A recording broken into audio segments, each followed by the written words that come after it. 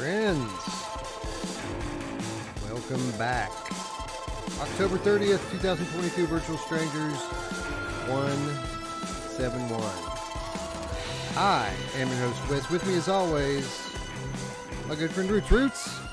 Happy Halloween, friend. Yeah, it's tomorrow, but yeah, actually, happy Halloween as well. And I'm getting ready. I got to decide what I want to dress up as. I haven't decided yet. Have you decided a costume yet? My kids. No, I'm. I'm. Oh, I'm you're an going adult. as I forgot. I'm going as a VR YouTuber. Oh, there you go. People are like, "What the fuck is that? Yeah. VR? What's that mean?" People know they're. You know, if you say virtual reality, more people will get it. I've ran into that where I talk to customers and I ask them about VR and they don't know what VR is, and then I tell them virtual reality where you put the thing on your face, and then most people at that point are like, "Oh yeah, I never tried it." You just gotta say Oculus. Yeah, it's true. Oculus, You know Oculus. Oculus, Meta, Oh, okay. Facebook, Zuckerberg. Everybody loves Zuck. Now my kids are pretty awesome, man. Like my daughter's all decked out in Detroit Become Human garbs. Like she went out of her way to get a video game costume from 3 years ago. Oh wow. And she's got it all out, man, even down to the LED light on the side of her face. It's pretty cool. That is pretty cool. I mean, I joke and I say I'm an adult. I haven't been into Halloween mostly as an adult, but I was as a kid. But I get when people are, and I've seen some really cool, elaborate things, especially in Denver. Like as I'm driving through neighborhoods, I'm like, oh my God, it's like it's a fucking haunted house or something. And I've seen this one guy was out there and he was actually sawing, he was making it, and I just thought it was cool. You know, it's not something I would take the time to decorate for, but I appreciate other people that do. You think that a little bit of the shine has come off of like trick or treat and Halloween, because like now these days these kids are just dressing up all the time. It's called cosplay, so you don't have to have a special day for it, that you only get to do it once or twice a year. They just fucking put on costume whenever they want. Yeah. As a matter of fact, when they're not wearing a costume, that's the actual costume. The costume is their normal gear. It is kind of weird, you know, and people's, I guess it's, you know, for everything, most holidays, everybody's kind of lost a lot of that. When you go through neighborhoods, lights are off, right? But people won't turn the light off, so kids don't go, myself included. So kids don't go to the house, and so it's kind of like just a dying thing, right? Trick or treating. It's their personalities. That's their costumes these days. It's their actual personalities. Yeah. OMG, LMFAO. Anyway, we're back, dude. What? It's been a couple weeks now. Seems like a friggin' eternity since we've been in front of this microphone, between this show being canceled and the Monday show being canceled. By the way, I haven't quite mentioned that the Monday show's back, only now it's called the Crewcast, right? Yeah, as a matter of fact, I didn't even really think about that. That is the Monday show, except for it's got a more elaborate cast of people. And yeah, so we've been off. I was thinking about that today because I updated Anchor, and I thought, oh God, it's been like 10 days or something, and there was only 2 episodes because we hadn't done one. I think it's been since Wednesday was, you know, a full week that we were off, or I was off. I mean, you still doing PlayStation VR without parole, right? Yeah. We've still been doing without parole, and we've been doing a lot of gameplay streams too. It's not like we've been away. It's been a slow news cycle, man, to be quite honest, in terms of gaming. Now, plenty of hardware stuff to talk about out there for days, but you know us, we're not going to come on here and just talk about hardware. That stuff's been talked to death already. You know, we'll cover the hardware news when something special happens, but we're not going to build a show around it. But we've had some gameplay streams. We've had some, you know, Halloween stuff, just a little bit. We've had the walkabout stream that we did. By the way, we got a giveaway to do. We've got a full package, Walkabout Mini Golf on Steam, the DLC on Steam, the Mr. Tass Swing Plus. We're going to give one of those away momentarily. Let me ask you this, because we were talking about this before the show, because I don't have a Mr. Tass Swing Plus. Does it really make that much difference?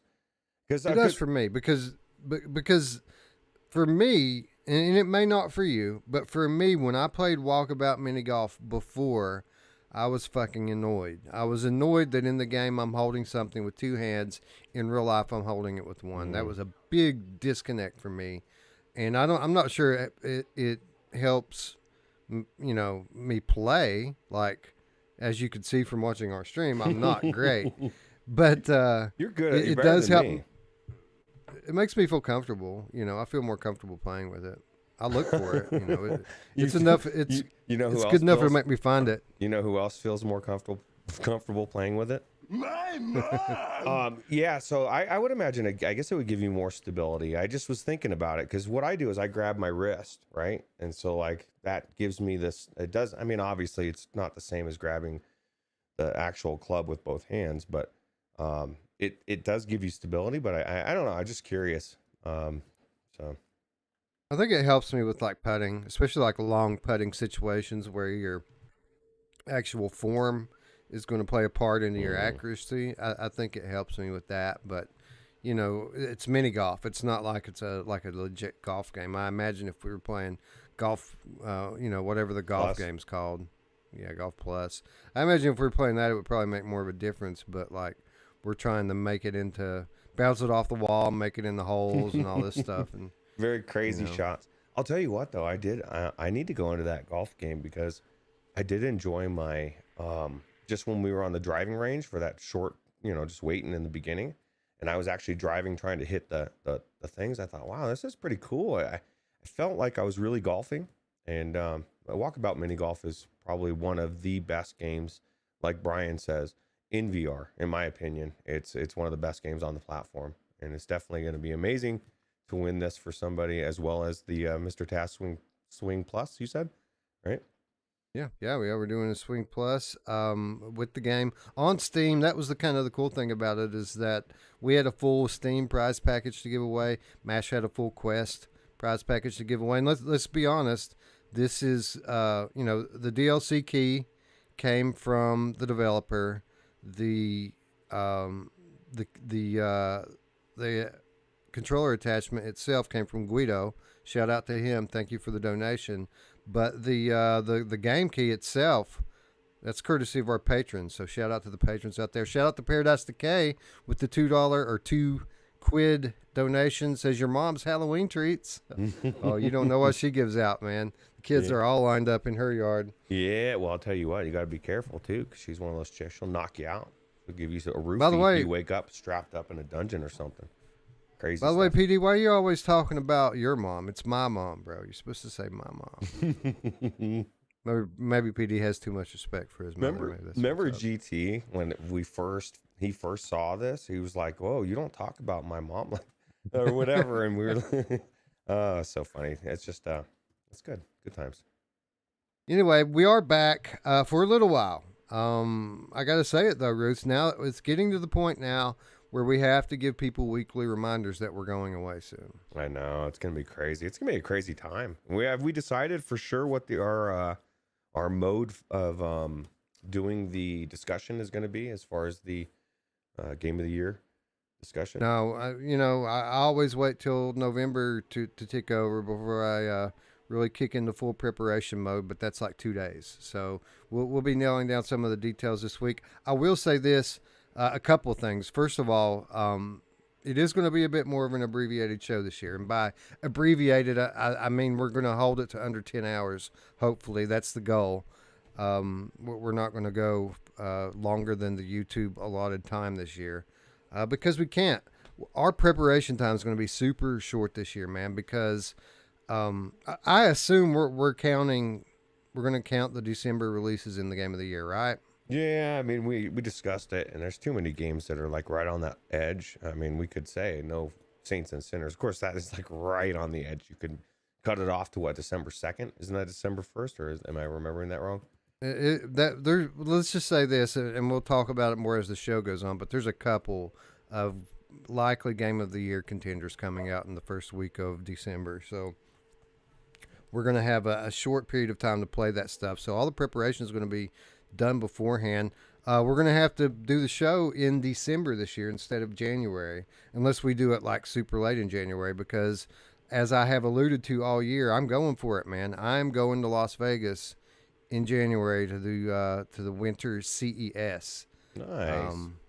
I applied for a press credential a few weeks ago, and I used the statistics from Without Parole, and they accepted me. So I am going to get to go to CES this year. Super excited for that. That's awesome, dude. As a matter of fact, Artful was just asking about the more I guess I was gonna say recent, but that's not the next one coming up in Salt Lake. If either of us are going, I actually considered it because Troy Gillis was talking about saying he would drive and we could split gas or whatever and all this stuff. And then I did the math of losing 3 days of work and like $500, and I was like, yeah.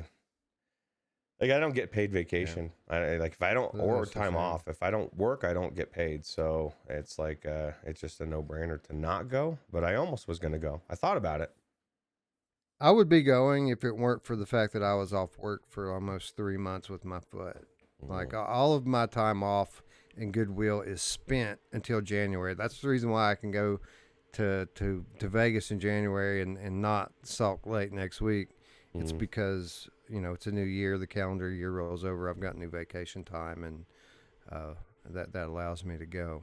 But I did get the invite to go to Salt Lake. Actually, the organizers are friends of the channel. So nice. Yeah, shout out to them. Mash is going, so that'll be cool. We got if you guys. Yeah, we got it covered. Mash is going to be there. He will be absent this Wednesday, as I think that's when he's actually going, or he will have just gotten there. So it's just Ruuts and I going this week, and on the Strangers in the Night show. But Mash will be back around Thursday to do the Q2 CVR Gamer Live. So nice. shout out Mash, shout out everyone going to Salt Lake. I'll see you all in January. I'll be going to that one. Yeah, it'll be cool. Anyway, I promised these people a giveaway, Ruuts, and I got thinking. I believe when we were giving people instructions during the stream, we just told them to leave a comment. I don't think I told them to say anything specific. So everyone who left a comment on this thing is getting an entry. It's not that many how people, crazy actually. is that? People that just said, like they're entered in, they didn't even know. They just like wanted to comment. That's a reason to comment on videos. Future videos to begin with, right? You never know. Maybe we start making this a thing. We start, hey, this video gets everybody that commented gets a video or gets an entry. Well, this is what we'll do. If someone wins who doesn't have PCVR, we will we'll just push the whole package up until the 2022 show and give it back away. Then it's not that far away, so. Or maybe we'll just give it away next week on the show. I don't know. It depends. Depends on how I'm feeling. Yeah. Anyway, we're giving everyone who left a comment is getting a number right now, except for Tasselhoff. He doesn't get enter because he's part of the people shipping the prize. Yep. All right. So not that many people enter, man. I think maybe because it was PC. We've only got a dozen or so people entering it, so. And that's how I feel. Wolfie says he'd love to hit a convention, but lives on a rigid budget. And this is the thing. If it was a few years ago, I'd be there. I would have been at every one of these fucking things, man. That's just how I was. But things are just too weird now, and I'm just putting my money other places. Yeah, well, what I'm doing in terms of that, and it is expensive, dude. Is it fucking expensive? I've just been working a little overtime every day. I put an hour in extra every day, and I figure between now and January, I'll have enough to pay for most of the trip. That's the way to do it. That's how you approach everything in life, and that's why you have success. I think it's awesome. It's time, man. We've said it all year. It's time for us to get out and start doing trade shows. Let's be honest. You know, a lot of people had lofty goals when they start their YouTube channel. As you know, Ruuts, when I started this, my only goal has ever been, or my main goal, has always been to be credentialed press. To be big enough to be a credentialed press member at one of these big events. We did it. It's time for some new goals, brother. We did it! That's awesome, dude. I think, man, You know, we're just not getting, that far off. You know, we're not that far off from Virtual Strangers being big enough to get credentials just for this channel. We're a little over halfway to the viewership that we would need to get credentialed just through our channel. That's awesome. Well, then people need to share and subscribe, right? Yeah, we're almost about to break 2K. Like, we're right on the line. If you guys could just push us over there by the 2020 show or the 2022 show, that would be pretty awesome. Yeah. That would be cool. All right, so we're going to the random.org random number generator. We're going to ask it to give us a number. The number will be associated to a name, and that will determine who wins the walkabout package. You know, I got this weird text the other day from my internet that said they upgraded my internet package to 100 megabytes. And I was like, I looked at it and I thought, man, that can't be right. So I just ignored it. Then I got another text yesterday and it said, we're sorry, we sent the wrong text. We upgraded your internet to 1.2 gigabytes. I said, okay, that makes more sense. So, how good is that, right? Even though I'm seeing a red, yellow, orange, green changing color, it's it was well worth the upgrade, I guess. Yeah, well, I mean, it's always cool to get free upgrades, right? Yeah, absolutely.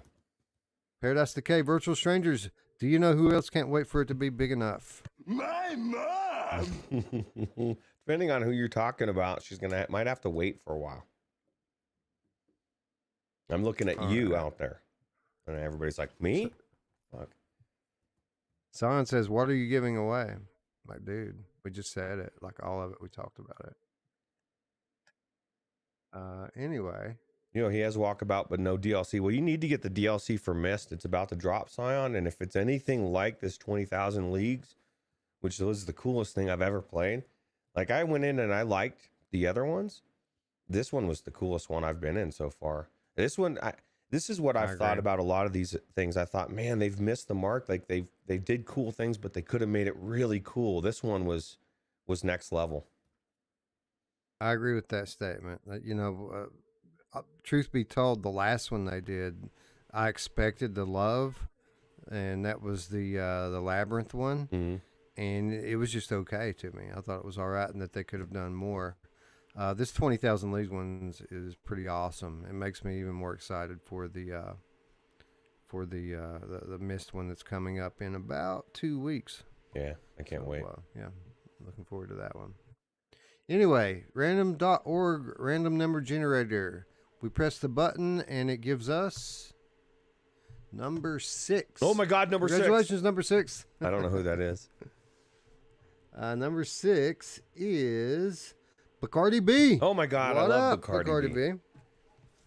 Yeah, it's my favorite wine cooler. It's Bacardi. Congratulations, Bacardi B. Hit me up on Discord to claim your prize. And if you don't have PCVR, let us know, and we will redraw either next week or next month at some point. We've got some pretty cool stuff to give away on the 2020 show this year. Or I keep calling it 2020 show. 2022 show this year. We've got unclaimed prizes from earlier in the year are going to make this one a pretty sweet pretty sweet giveaway this year. We've got that whole fracked prize package. Remember that, with the backpack and the shirt and all that cool shit that the In Dream sent us? We still have that, man, and we're going to be giving it away for the 2022 show. That's pretty cool. How about the Quest Pro we're not giving away? How wouldn't that be cool? Well, Somebody's going to give not it. giving that away. You talk about drawing people to your channel. I don't know that I could give it away. I think I'd be like, I'm ready to give this away, and then I'd be opening it and putting it on instead. We're going to draw a winner to not give a Quest Pro to. Look, congratulations. If we were a bigger channel, we'd be totally giving this to you right now. Yeah. I'm surprised. IOU. We can give somebody an IOU. That's right. And when we get big enough, we promise we'll give you a headset. I like it. 100K subs, we'll give you a Quest Pro. and by that time, they'll be on like Quest Pro 3. We'll give them the original one. Yeah. Yeah, because you can get it used. It'd be all nasty. Because remember, I told you can't take the interface off. Man. RUR's history says the frack beanie is sweet as fuck. Guess what, friend? That's in the bag. We're going to be giving that away. Everything's cool. I like even the drink thing is cool. It's really cool. Yeah. Yeah.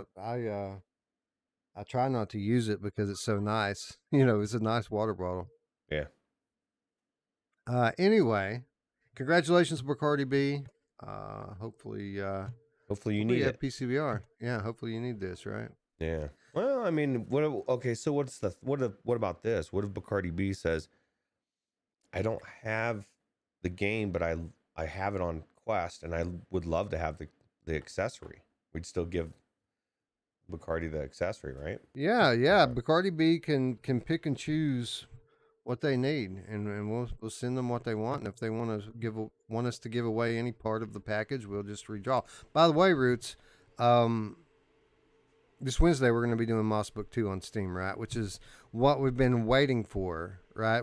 To really dive deep on Moss Book 2. We've been waiting on the Steam copy. Not only are we going to be diving deep on that Wednesday, I got a bunch of fucking keys to give away. Oh my God. That game was really good. I mean, actually, let's be honest. It was amazing on the Quest 2, but I can't wait to play it in all of its PCVR glory. Yeah. So definitely looking forward to doing this week's show. I think I'm going to finish it this week. I think I'm going to finish it this week because it's time anyway. We've got to start. That's right. Game of the year. Getting our thoughts together with this game of the year thing. And again, we're gonna have a lot going on through November, and then early December there's going to be new releases, and that's assuming. Think about this, Roots. We still don't know if Undead Citadel's coming. We still don't know if Vertigo 2's coming. I mean, this thing could get really hairy really quick if some of these games we're waiting on decide to launch. It's already going to be. Saints and Sinners is in the mix. I don't know. I was about to say I've already decided Wanderer's going to win, but I got to play it more. And Saints and Sinners is right around the corner. Hubris is right around the corner. There's a lot of games that are about to come out that are going to be amazing, that are going to be in the discussion at least. So yeah, a lot of them are going to be in today's discussion. So why don't we go ahead and say hello to our friends in chat so that we can dive right in. Tom Flesh Eater Gaming is here. What's up? Michelle B is here. VR Spry Guy is here as well. Tatum, Chris Oakes, Wolveraza, Fluke Rogie. Hello, hello, hello, hello. Artful is here. Ryan Brannon is here. All you are is history. Berbercat.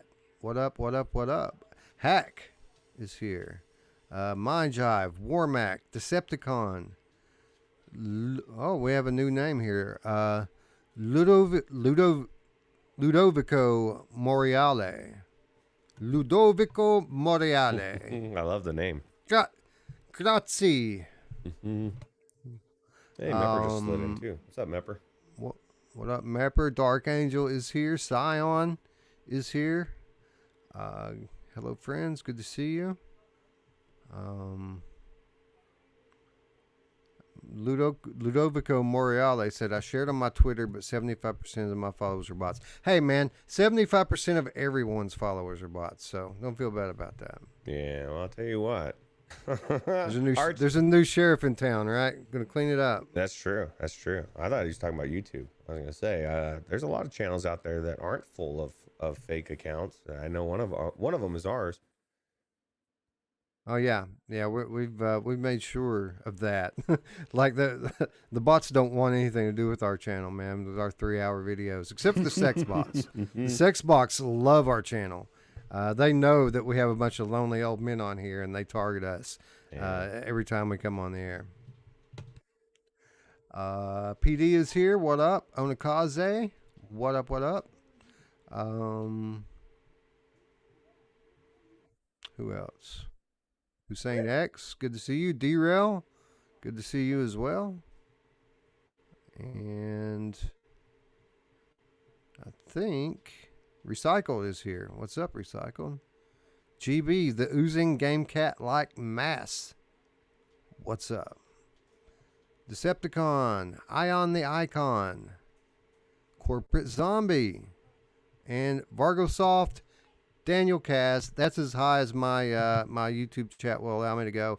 If I missed you, welcome and thank you for hanging out with us today. Oh God, I saw the adult dating. I almost was about to go. I was about to hit you. Triple adult Yeah, dating. I saw it as well. That's funny. Anyway, YouTube's showing me a yellow bar here, so I'm going to give it just a half a second and see if it straightens up. Yeah, we it's kick into the been red headlines. here for a bit. It's like being a bastard. You know, upgrade my internet speed and then go red. Don't get it. You still have the bitrate set to 8,000? Yeah.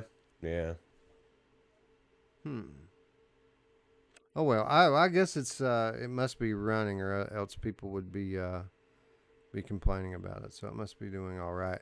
Let's go ahead and get into it. Like we mentioned, Roots, lots of stuff coming up over the next month to 6 weeks, and this next title, the first title that we're talking about today, likely to be on our short list when we have our end of the year discussions.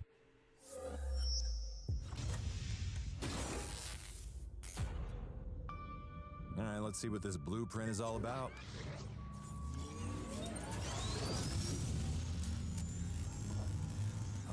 What the hell is this?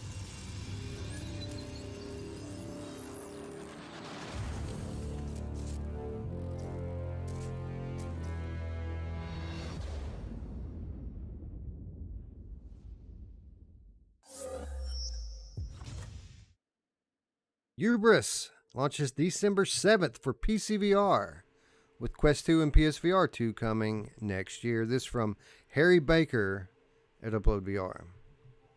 Cyborn announced its upcoming action-adventure game Hubris will release on December 7th for PCVR. Hubris is a sci-fi action-adventure title that will see you traverse through some stunning space vistas while climbing, running, and swimming through environments and fending off enemies with your blasters. The game was originally scheduled for a late 2021 release but got pushed back into 2022. The final December 7 release date for PCVR was revealed this past week in the trailer that we just watched.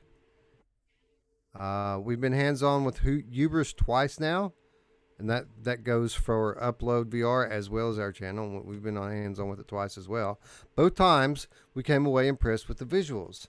It's not quite a match for PCVR juggernauts like Half-Life Alyx or Lone Echo. Says this. I thought it was pretty damn impressive, didn't you, Roots? Yeah, it's weird. This whole article was weird. I mean, not the whole thing, but the fact that they're focusing on the gameplay and saying that just saying it, they make it sound like it's not that impressive. And every time I went in there, I was impressed with that game. I'm not even going to finish this article because you're right. They do kind of act like the gameplay is so.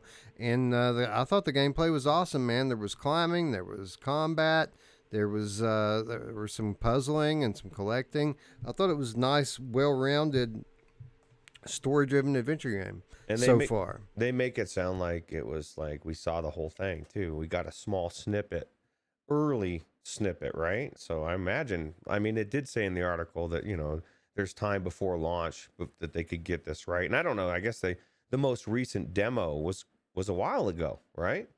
So I don't know. Yeah. It was a little while. Gamescom. It was a few months back. And plus they did one for one of the Steam festivals. There's one every other week now, so I don't remember exactly which one it was. But we noted some refinements over the original demo, but it was the same piece of the game. Just the what I imagine is probably the first chapter or the prelude. But now we're getting a full campaign for this game. Now it is notable that when this game was first announced, the developer mentioned that this game was meant to be the first in a trilogy of games, and people got all scared because episodic stuff typically turns out to be really short. They said, don't worry. I think they said this thing's going to be 5 to 8 hours long, and that's great. With a game of this quality level, if it holds up for the entire length of a 5 to 8 hour campaign, I'm going to have no problem recommending this at the rumored $40 price tag. Yeah, absolutely. Gamertag says he played a build at Gamescom, and he thinks everyone is in for a treat regarding combat. And then they said maybe that's a secret. Oh God, I shouldn't have read that part out. Oh, sorry, GT. Well, I think Wasn't looks this good. one of the ones that I think Mash was recently talking about playing a quest build of this, and that was really impressive as well. Which it's kind of hard to believe that they could get anything that looks remotely similar to this, even working at all on a Quest headset. Well, that's crazy. Space Edison says he got kicked, and it says unavailable. I don't know what he's talking about. Hopefully, he's not talking about the stream. Oh, maybe the stream reloaded and it was fine. Yeah, this internet's being a dick right now. It's like it's literally a rainbow of colors. It just keeps changing: orange, red, yellow, green. Well, actually, I haven't seen green for a while. More orange, red, yellow. I haven't seen any green for a while either. No, I see the green. I saw some green during the last trailer. But yeah, no, that's a problem. So hopefully it's playing fine. I know that it's must be okay for, hey, it's green right now for a second, please just stop. Anyway, inconsistency on the end of the internet, man. Why can't anything ever just be all right, man? why don't they just let Elon take over the internet with Starlink, and then everybody we'll have Twitter and actually, I don't even know, man. We all act like Twitter's going to be this. It could turn out to be a nightmare. Just never know. Let's hope. Yeah. Well, that's true. We're about to find out. It's go time, right? Yeah. I don't see how it could get any worse, but that's another story for another day. Anyway, one of our more highly anticipated games of the year, I would say, certainly top 5 in terms of what we expected to come out this year, in terms of our anticipation. Glad that we're getting this one in at the last minute. Glad, Roots, that they're not waiting until the other platforms are ready to release the PC version. The PC gamers need a banger, right? Like they need something that's just theirs for a little while. Yeah, absolutely. And why? I don't understand. They used to not hold on. They don't need to hold everything for a simultaneous release, right? If it's ready on one platform, I don't care which platform, just put it out. Unless there's an exclusive, obviously, then I understand. But otherwise, just put it out. You know who likes to put it out on the platform? My mom! For everyone. Just puts it out there. Quick. Gamertag VR says VPN can cause similar problems with inconsistent data rates. You don't use a VPN, do you, Roots? No. And see, the problem is GT, I mean, I've got 18 gigabyte or megabytes upload. So, I mean, it shouldn't be having any issue pushing any amount on there. You know, we've had streams where I've put it to 10,000 and it's been perfectly fine the whole time. Internet's just off right now. I always stream at 10,000 and I very rarely have issues, except for like the last time I tried to host the show and I had no internet. But besides that, when it works well. Yeah, absolutely. So. Anyway, really looking forward to covering this one. This is the one I was talking about, Roots. Like, so we decided earlier in the year we were going to disallow and disqualify December games from Game of the Year, and we were just going to let it carry over to next year. But now we've got Saints and Sinners 2 coming. We've got Hubris coming. I think that if we don't allow these games into this discussion, it's going to loom like a black cloud over our program. Yeah, well, imagine you've got 5 or 6 game bangers that came out at the end of this year that were bangers at the end of this year, and by the end of the next year, there's so many games that have came out with foveated eye tracking or whatever, and all these bells and whistles just making them next level. And so these games get kind of put in the middle and get left behind, right? They don't even get their shot. So I think we kind of have to deal with the recency bias potential, which I don't think is really up there. So people say that as the stream reloads, it keeps forcing ads into them. So I've temporarily disabled ads on the episode, so you all shouldn't have that happen anymore.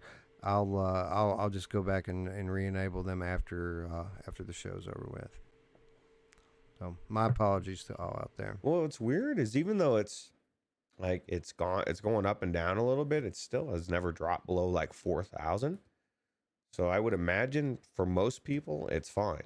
It's just that for whatever reason, if you happen to fit in that category of maybe you're watching on your phone, your internet's already kind of, iffy.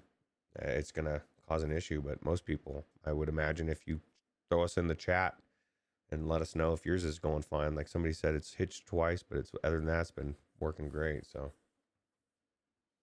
Anyway, Roots, $40 for this game. Does that worry you, or do you gain confidence from that price? I think it's a good price. I mean, for as good as the quality was, as high level. I mean, even just the trailer, this is looks like a quality game. What I've played of it is quality. It's 5 or 6 hours, and so I think it's right where it needs to be. You know what I mean? Like we've said before, games haven't been really reflecting the cost that they should have been for a long time. And I think this game is well worth $40. They've been in the space now, and these are a smart group of dudes that are working at this place. They've been in the space long enough now that they should know that if they put a price tag like that on their game and they don't bring it, it could really tank their sales out. So for like a half a second when I saw it, I was like, whoa, wait a minute, 40? And then I thought about it, and I'm actually kind of a little more confident about the game itself now, having enough content to warrant that price tag. I always knew the quality was going to be there. The question is how much content's there, and now I certainly feel a lot better about that. Yeah, so it's only, I mean, did they say how long it's going to be, or have they even mentioned the other 2 chapters, how far away they are? No, they haven't spoken much about the follow-ups. I guess that they don't want to be too premature. Let's get this one shipped first, right? Yeah, it's true. Anyway, it's nice to see one of the most heavily anticipated games of the year finally making it out before the end of the year gets around here. But Roots, did you know that there are other games that we weren't sure we were going to get this year?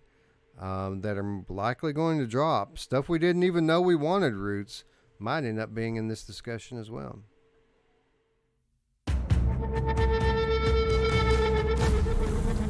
Hi, I'm Tim Jones, Game Director on Peaky Blinders The King's Ransom. Peaky Blinders The King's Ransom is a narrative adventure set in the criminal underworld of Birmingham and London in 1920s England. Peaky Blinders fans will find themselves in an exciting and atmospheric recreation of the world of the TV show. This is a single-player action-adventure game set in the Peaky Blinders universe, and you will step into and immerse yourself in a gritty gangster drama of your very own. We've recreated many of the environments from the show with loving attention to detail. You can freely explore them and interact with everything you find there. You can visit iconic locations like the Garrison Tavern, Charlie's Yard, and the Shelby's betting shop. At the beginning of the game, you will find yourself being smuggled into Small Heath in the back of a van as a deserter from the First World War who's been on the run for 10 years. The first character you meet is your Aunt Rowena, who works for the Shelby family and serves as your guide in the treacherous world of Small Heath. There's real attention to detail in the interactions you can have in the world. Find a broken radio and you can repair it. Then you can turn it on and tune it in. Do you want to listen to some music? Or a radio play, or even the local news? Find a dartboard and you can play darts. Or you could even express your artistic ability on any chalkboards you might find. Be sure to look in crates, boxes, hidden corners, even under bin lids. You never know what you might find there. The world is full of collectibles. We've worked really hard to bring to life the scale and atmosphere of the industrial environments like Garrison Lane, and exploring them in virtual reality really is an amazing experience. The world feels lived in and alive, with characters going about their daily business and reacting to you if you get close. Meet and interact with iconic characters like Tommy Shelby, voiced by Cillian Murphy himself. To old friends. Smoke a cigarette, share a drink, or get down to more serious business like fighting alongside Arthur Shelby in a high-stakes shootout. Throw Molotov cocktails, duck for cover, or just leave it to Arthur to clean up. Bow try, my boy. We can't wait for you to experience Peaky Blinders The King's Ransom.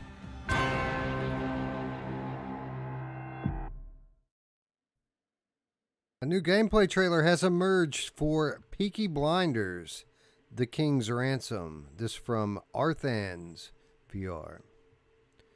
We recently got a fresh new look at the upcoming Peaky Blinders: The King's Ransom, a virtual reality game in development by Maze Theory.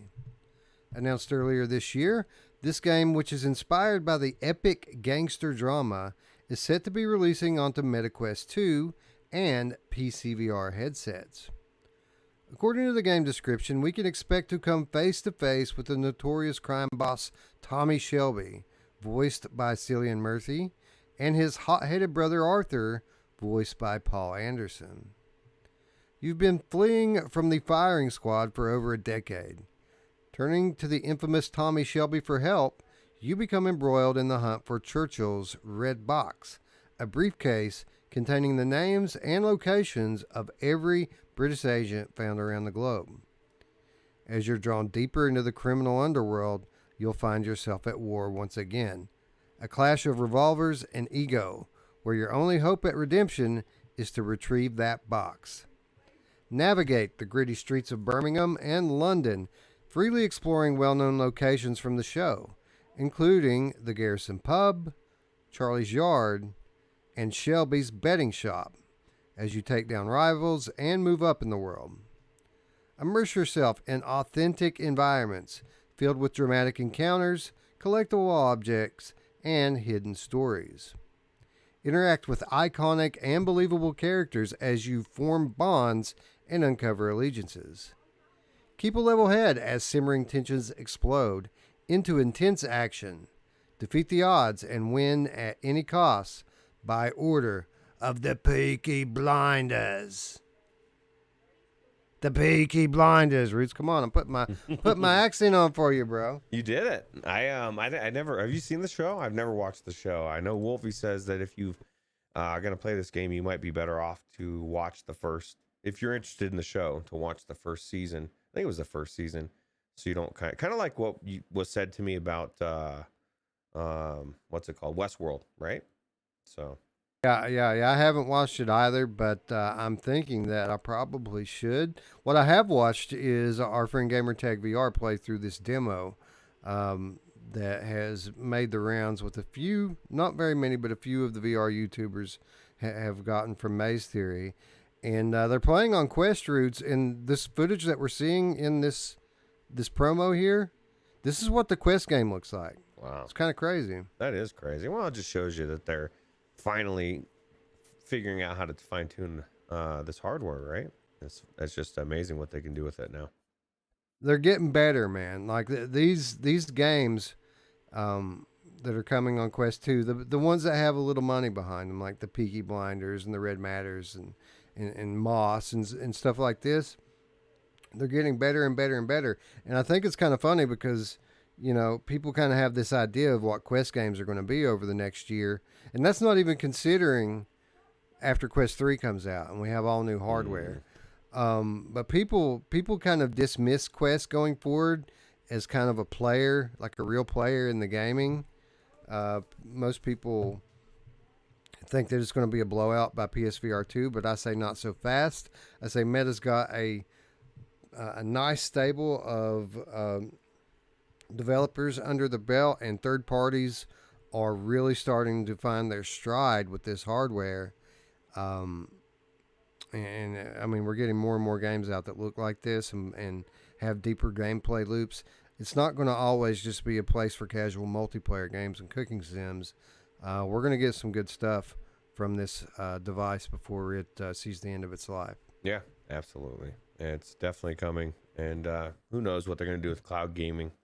But as far as this game, Thomas McNostril says he'd have to go in blind because he doesn't watch TV or shows anymore. Isn't that crazy? Oh wait, I'm in the same boat. I kind of, because I was thinking the same thing. I was thinking maybe I should watch this, and then I thought I don't watch anything anymore. Like I don't really desire to anymore either. So it would be really kind of a special circumstance where I would actually go in and watch this. But maybe I should. I don't know. I'm torn. Yeah, I think I'll probably end up doing it because first of all, my I don't watch a lot of TV shows, but my wife binges them. So if I can find something for us to watch together, she'll be super happy. Yeah. I have been replaying through The Walking Dead. My daughter has never watched the Walking Dead, and she's now just getting old enough to watch it. So we started in season 1. We're just about to finish up, I think, season 10 now in Netflix, and pretty soon we're going to be out of episodes, so we're going to need something new to watch. Yeah. So maybe it'll be the Peaky Blinders. Yeah, maybe that's it. Crazy. It looks cool, man. I get some Blood and Truth vibes from this one. Like, I think it'll be a bit of a different type of game, maybe not so action oriented. Not saying that it won't be, chock full of action. Watching GT, there's plenty of gunfighting going on here, but I get that vibe from it. That London underworld vibe, which I kind of dig. Yeah, it definitely looks like it's pretty cool, and I think I think I might have to check it out, at least the first episode or two. Now, Wolvie says that you're gonna have to go back probably and watch the dialogue is hard to understand what they're saying. So once you figure it out and you start to really understand, you'll want to go back and watch the first couple episodes because you'll pick up on stuff you missed. Like, man, how bad are these accents? Crazy. Simplex says, "Walker's got me." Oh God, what a gem of a game! I'm surprised that didn't win last year. Was that last year or was that 2 years ago? It was a couple years ago, I think. Oh God, it's not bad. It's not bad. It's just not bad. It's just not good either. Should have been way better. It should have been way better. It could have been amazing. That's the thing. I agree. Boy Brown says that played a slightly different demo at EGX last month. It looks and plays very well. Oh wow! I'm talking about Hubris. I'm assuming, or is he talking about this? No, he's talking about Peaky Blinders. Oh wow!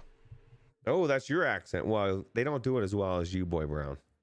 Listen, this is the thing. This is the beauty about the world. We laugh about your accent, but to you, we got the accent. You know what I mean? Like, everybody's got an accent. It just depends on what you're used to. So although I think ours is normal. No, just kidding.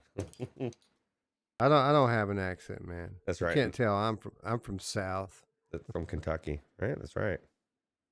There's some douchebag in our comments this week, Roots, that was totally hurling insults at everybody.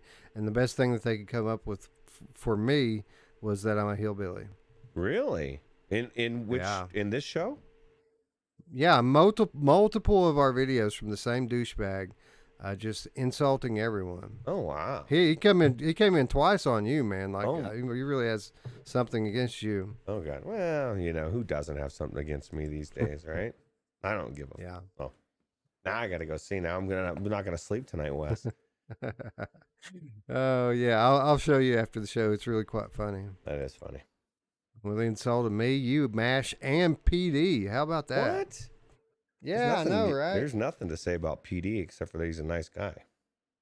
That's what I said. Anyway, Tom Flesh Eater Gaming says, I'm a hillbilly, so with you, Wes. See, there's nothing wrong with being from the South. We're proud of our heritage here. Yeah. Although I know I might get canceled for just saying that. Don't please YouTube. Please, YouTube, don't cancel me. Yeah, we know what you mean. That's the thing. There's good and bad yeah. Anyway, so we talked a little bit about Walkabout when we started today's show, and what an awesome destination. It's kind of become the go-to for casual multiplayer on the Quest platform and on PC as well.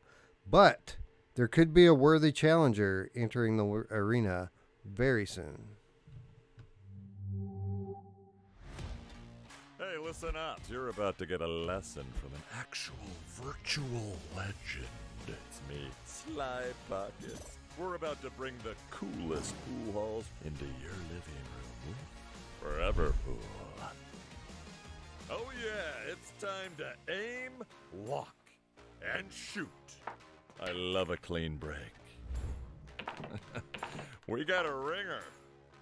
You can virtually play Forever Pool with anyone, anywhere. Whoa! Epic! We got pool, we got arcade games, we got a dance floor, and we got friends who are down to boogie. Virtual life is good. Don't miss Forever Pool. And tell them Sly sent you.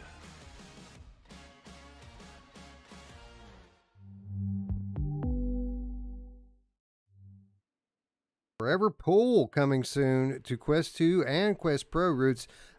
Surprised I'm not seeing more press on this. There's no articles out there on it. So we're looking at the actual game's webpage here. This, of course, coming from Forever Games, who brought us the awesome Forever Bowling. They also brought us Forever Darts and Forever Cornhole. First of all, Roots, the elephant in the room. Why did they do cornhole and darts before they do pool? We've been looking for an awesome pool hall simulator in VR since the onset of VR. We used to go suffer through the janky locomotion of sports bar just so that we could play billiards. The good news is that those days are numbered. I think this is coming out in about 2 weeks, maybe a little more than 2 weeks. And this looks cool. Well, it says and Quest Pro. It makes me wonder. We were talking between the during the trailer about how cool this would be in AR and stuff. I wonder if they have or plan on having a mode that would be for that. And it also makes me wonder what kind of cue balls. Right? Are we going to get a bunch of different cue balls like we did the bowling balls? And then my last question I'm questioning is like, was that guy making fun of my beard or no? Just kidding. I don't know, man. This game looks really cool, I think. He says you scratch your beard a lot, Roots, and that you need to Well, wash your hands. well, my beard is clean, though. Roots is coming for you, jerk. I know. I'm coming, You're yeah, screwed now. he's fucked. Hey, Mash is here. What's up, Mash? What's up, Radio Master? Good to see you, friend. Wrong button. Mash Daddy. Cool. What's up, Eric? Eric getting ready to travel out to Salt Lake. Good to see you, friend. Thanks for hanging out. Anyway, Forever Pool brings the coolest pool halls from around the globe straight to your living room. Challenge friends, family, and in-game pros to a game of 8-ball pool. No table required. Battle 12 bots to level up and take on legendary challengers. Oh. Join a quick match or jump into a private multiplayer party. Friend in town? Share your headset with Pass and Play. Up the ante and stakes in-game coins. Up the ante and stake in-game coins in matches against other players. Get ready to aim, lock, and shoot 50 custom cues routes and 5 immersive halls. Optional aim assist lines and match settings. 1v1 public and private multiplayer, quick match, and local pass and play, 12 NPCs, and, of course, the YouTube-powered jukebox, which is a must if you're going to have a pool hall simulator. You got to have some tunes going on in there. Experience for Forever's custom pool physics engine, tailored for all play styles. Spins, jumps, and trick shots included. Ooh. Game on. Of course, you can follow Forever Pool on all of the big social media platforms. Man, I heard that there was a decent pool game on App Lab, and we've never really got in there to try it out. But this thing looks awesome. I mean, surely it can't be on the level of something like Forever Pool. You know, these guys have some real funding behind them now. They've raised close to $20 million at this point from a group of investors, which include the owners of Twitch. Did you know the owners of Twitch are behind Forever Games?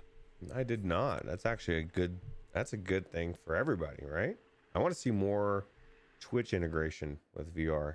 So that could be something that they've got their mind on, right? So, Scion, are you ready for your rematch, bro?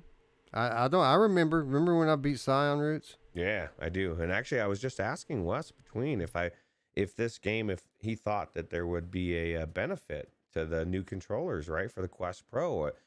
Is it going to, because a lot of times you just even bringing your hand up to your face, or like you were saying, your hand going back behind your back or whatever, would it be something that's beneficial to have those Quest Pro controllers for this game? Yeah, I think if the developers optimize this game for Quest Pro, you're going to get an entirely different experience. Not only because you're going to have that tracking, which when you're playing pool, let's be honest, to be able to track the controller behind your back a little bit, it's going to make a big difference. I'm sure we're going to be muffing shots on our Quest 2 every now and then, just occasionally, the same way we do on Forever Bowl. Forever Bowl's great, But every now and then you have some weirdness with the controller and the ball goes straight in the gutter.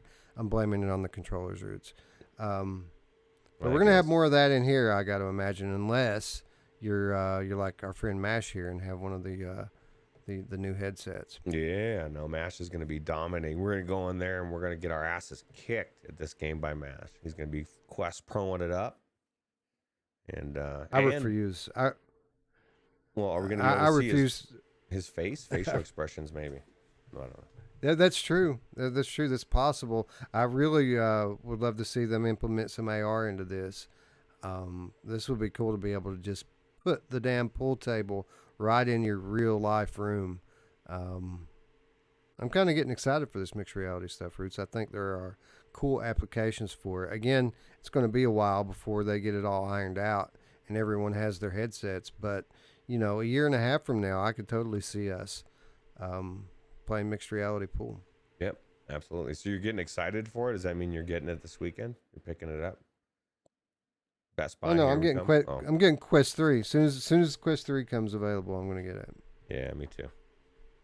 I did consider it, man. I mean, I seriously did. Watching all these reviews, realizing how cool this headset is, I thought about it for a minute. Like, man, maybe I could, you know, sell this or sell that. But then I remembered PSVR 2's coming in a few months, and I'm not going to even want to be playing standalone games, even awesome ones.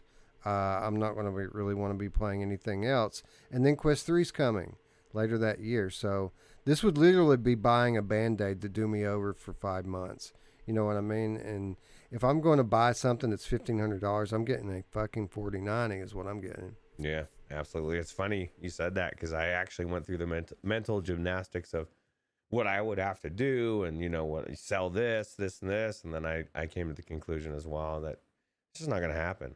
I'm not going to like do all of this crap for something that is, like you said, like kind of a mitigation in between PSVR 2 and Quest 3 and maybe even Deckard, you know, who knows?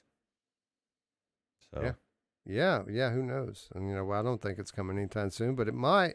It could drop next year. It would make sense for it to come when all the other stuff's coming, right? Yeah, absolutely. Anyway, I think Forever Pool is a great concept. I think they probably should have did this first. It should have been their first game, although we'll probably benefit from all that experience and get a really smooth game when this thing launches in a couple of weeks. Now, Roots, I just want them to connect it all together. Give us the darts, the bowling, and the pool all in one hub so that we can get that full-on experience. That would be cool. And actually, there's a lot of suggestions in the chat of different types of, you know, and if you're out there, if the developers are out there, you know, take listen to some of these, you know, Forever Shuffleboards, Pickleball, Bingo, my favorite, Pornhub. It's not out there. There is no Forever VR Pornhub out there yet. And so those are all good suggestions, and we'll see where they run with it. Yeah, absolutely. And to be honest, we don't need cornhole in our pool hall. But they should at least integrate the darts, right? Imagine, Roots, that we have a game going on. You and I, we're shooting pool. And then while I'm waiting for you to shoot, I just go over to the dartboard and start throwing darts. Makes sense to me. Well, and I mean, maybe it'd just be modular too. Like, kind of like with the Walkabout mini golf, where like if we go in together and we both don't own it, or maybe it's only you have it to where if one person owns it, the other person could go in or something. It would be really cool. It'd be a great feature, I think. Our new friend Ludo said that's what I did for the 1999 euros for a 4090 versus the 1800 euros for the Quest Pro. So that makes sense. That's exactly what I would have done. Good call, sir. Yeah, and I'll tell you what, the 4090 is a freaking beast, right? He says, now I can play Assetto Corsa Competizione in VR at 90 to 120 frames per second. Now, I'll remind you, Roots, this Assetto Corsa sequel that came out, or offshoot, depending on how you look at it, pretty much the only complaint against that game was the performance. So if they're getting that kind of frame rate from that game, that's a beast of a card. I can only imagine. My 3080 Ti is a freaking beast, and that 4090, they say, is like double that or something insane. That's crazy. Paradise Decay says forever yoga. PD, how you going to do yoga with no legs, bro? Come on now. Think Well, about it. yeah, come on, man. Come on, man. Zuckerberg is working on that. So, Yeah, people giving them shit for that demonstration that they did the other day during Connect for it not actually being leg tracking. Who thought that was actually leg tracking anyway? Did people really think that was real working leg tracking? It was just a demonstration of what it would look like after they get that worked out. Like I'm not going to hammer. There's plenty to criticize those guys over. Namely their $3.5 billion that they've spent in deficits. But yeah, man. I mean, obviously, if leg tracking was working now, we'd already have it, right? yeah, I still don't think it's that big a deal. I mean, maybe down the road. I don't it'll be either. but who cares? Not to Yeah. me. Not to me. Yeah. Anyway, Forever Pool, super excited about this. I don't think that they have announced it in that trailer, but I think this is coming on the 17th of November. There's tons of stuff coming out next month, dude. Like, between now and when those bangers launch in early December, we're going to be busy because there's so much stuff coming out during November. It's crazy. Crazy. Anyway, lots of cool stuff coming out for the rest of this year. Cool stuff coming out next year as PSVR 2 finally launches. But as we're hearing, maybe not so many of those games are going to be as exclusive as we thought they were.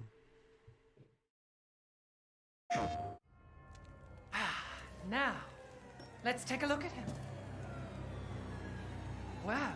Well, Ethan Winters. You escaped my little brother's idiot games, did you? Let's see how special you are. Yes, Mother. Yes, Mother.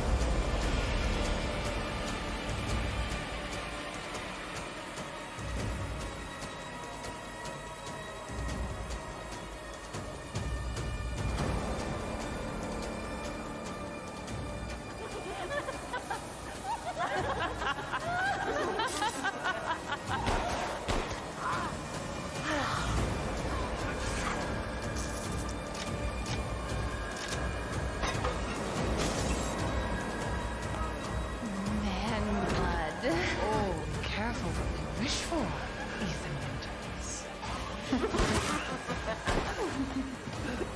What are you doing?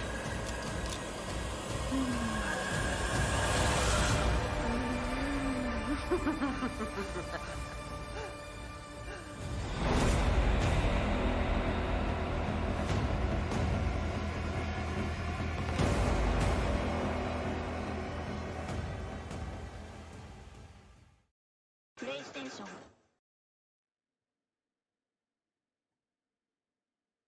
This from Game Rant.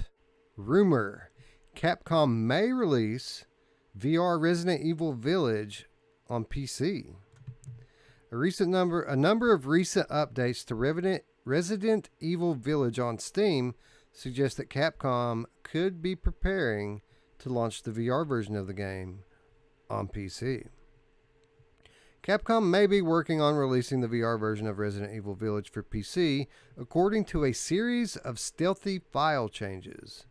As it currently stands, Capcom's Resident Evil games have only received official VR support on PlayStation consoles, with Resident Evil 7 still effectively a PSVR exclusive, with no way to experience this version on the game on any other platform. Though unofficial VR mods for Resident Evil Village and its predecessors do exist, the official PlayStation builds are robust and reliable, providing players with the best possible VR gaming experience. The community has called for Capcom to support VR implementations on a wider array of platforms and devices for a long time now, though there's been no word of anything happening on this front in any way, shape, or form. Reddit user LifeBeep went digging through the updated game files that had been changed as a part of Resident Evil Village's new DLC release, only to discover that Capcom had introduced a number of curious VR-related references to some of them. Namely, LifeBeep discovered code strings that bring up OpenVR and SteamVR, as well as a few of the more popular headsets, none of which could directly interface with the PSVR version of Village by default. Further still, Steam database indicates that Capcom itself added the VR tag to the game very recently. Though the Resident Evil October 2022 showcase didn't have any major VR related reveals, it's certainly not impossible that Capcom may be working on something of the type in the background. PCVR users have wanted to play official versions of the Resident Evil VR titles ever since they first came out on PlayStation. Affording them the chance to do so could score major points for Capcom in the long run. With the Winter's expansion for Resident Evil Village now fully released and readily available for playing, the big question that remains is whether Capcom has any further plans for this particular Resident Evil, or if the company is ready to move on to its next flagship production. A future platform-agnostic VR release could give Village a new lease on life, which could be the right way for Capcom to wrap up this chapter of Resident Evil. Horror fans don't need to despair if the release of the Winter's expansion for Resident Evil Village is the end of it, however.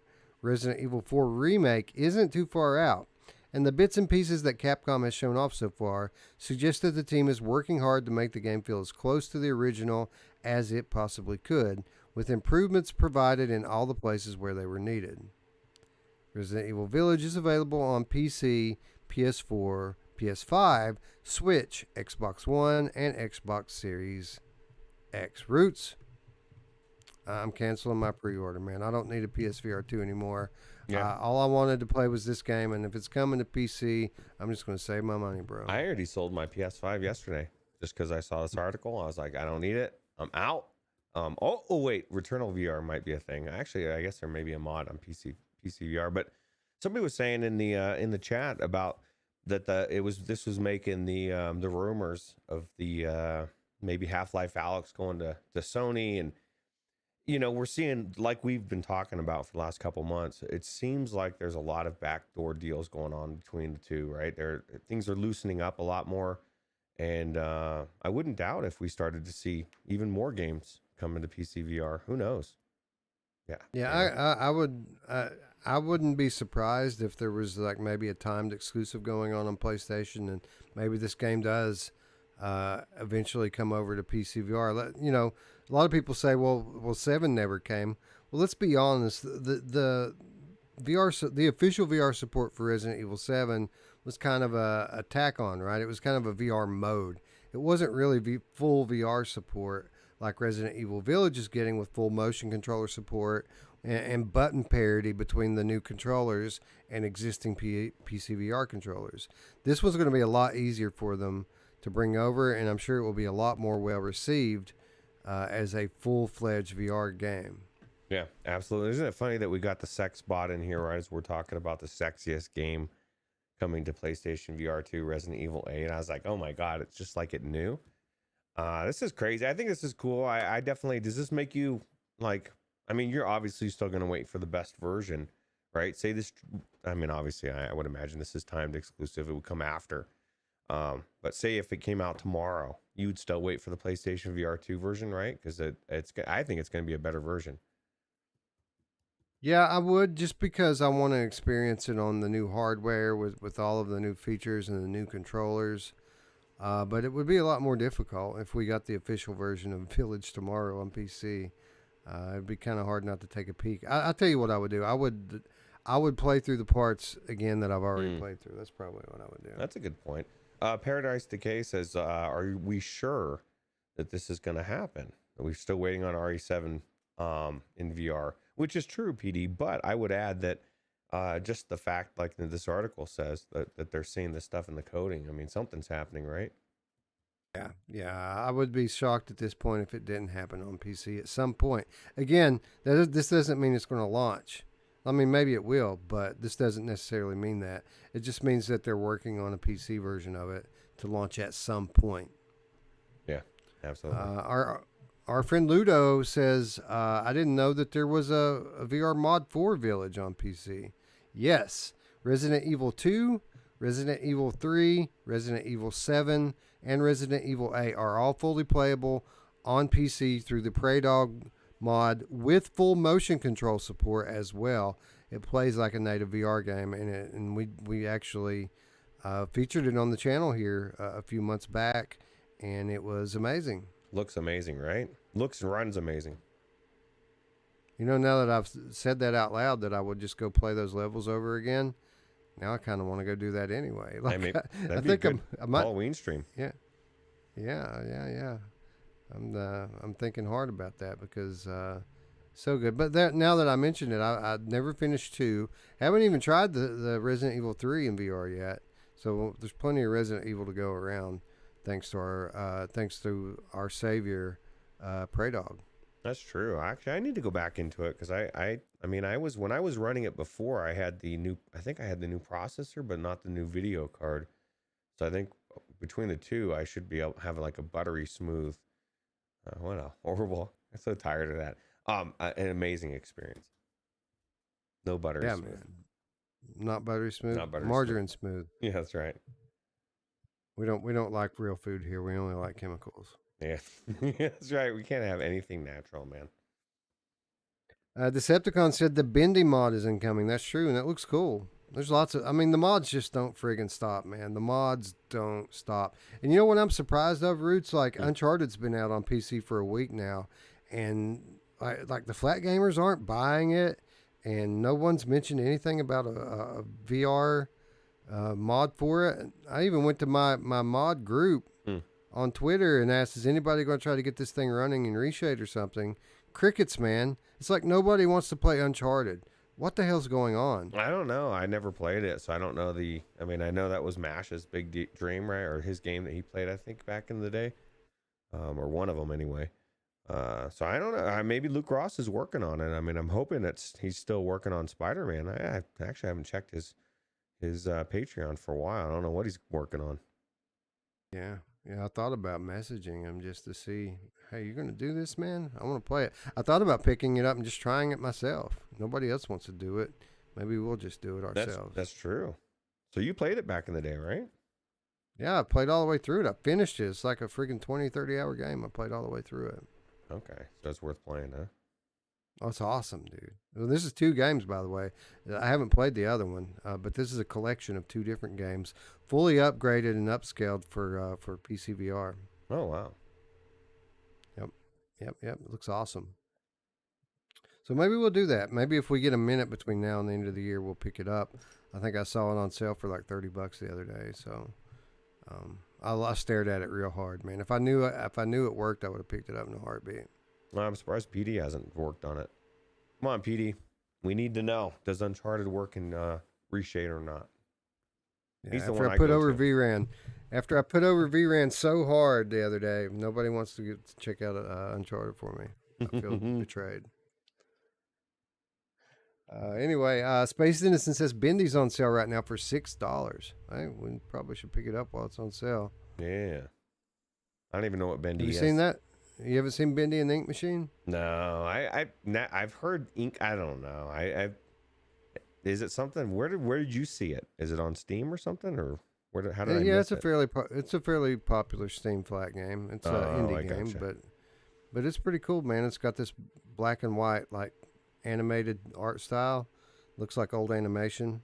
Some of my favorite the games old- are indie games, flat games. Yeah. I mean, as long as the gameplay is fun and has depth to it, I don't care if it's AAA graphics. And they're unique, right? Yeah. Well, I mean, this looks like an old cartoon, like the old black and white cartoons is what it looks like. Cool. Yeah.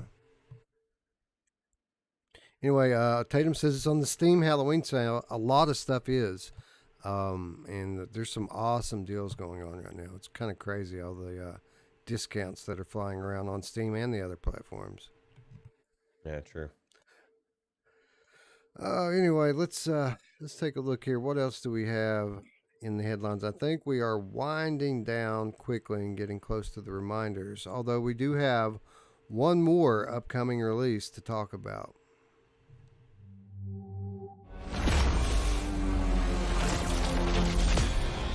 The year is 2036. Automation has ruined the lives of billions.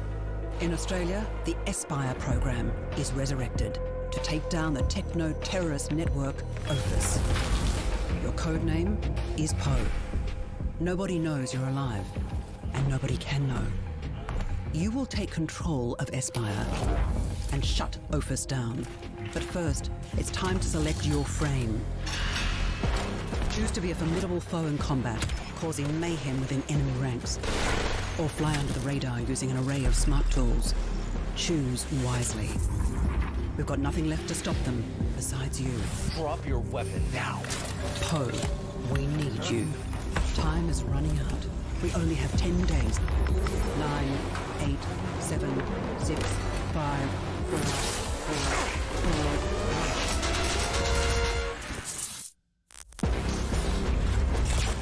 4. Assimilate, infiltrate, eliminate. 2022.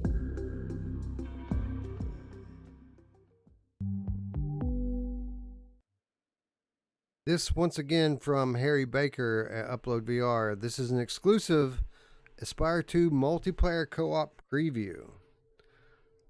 Espire 2 releases next month for Quest 2. So here's another one in November, Ruuts. Espire 2 coming next month for Quest 2. This time featuring a co-op campaign that lets you and a friend revisit levels from Espire 1, reimagined for multiplayer. The key takeaway from my time with Espire 2's single-player campaign at Gamescom earlier this year was that Digital Load is building a toolkit and framework that encourages experimentation and gives the player as much freedom as possible. After trying out 2 multiplayer missions last week, it's clear that philosophy has also translated over seamlessly to Espire 2's co-op campaign. Espire 2's co-op campaign features 4 missions, all of which take place on repurposed and reimagined maps and environment from the original Espire campaign. I played through 2 missions with Michael Wentworth Bell, Digital Load's founder and developer, last week, the second of which you can check out in the gameplay video embedded above. And if you want to check out that video, just go up to uploadvr.com. All of the sequel's cool new mechanics are available in its co-op mode, including the 2 new character options referred to as frames, Sooty and Cinder. As I covered in my first hands-on, players will be able to choose between Cinder, the large protagonist from Espire 1, and Sooty, a much smaller, faster character with a different tool set on any given level in Espire 2's main campaign.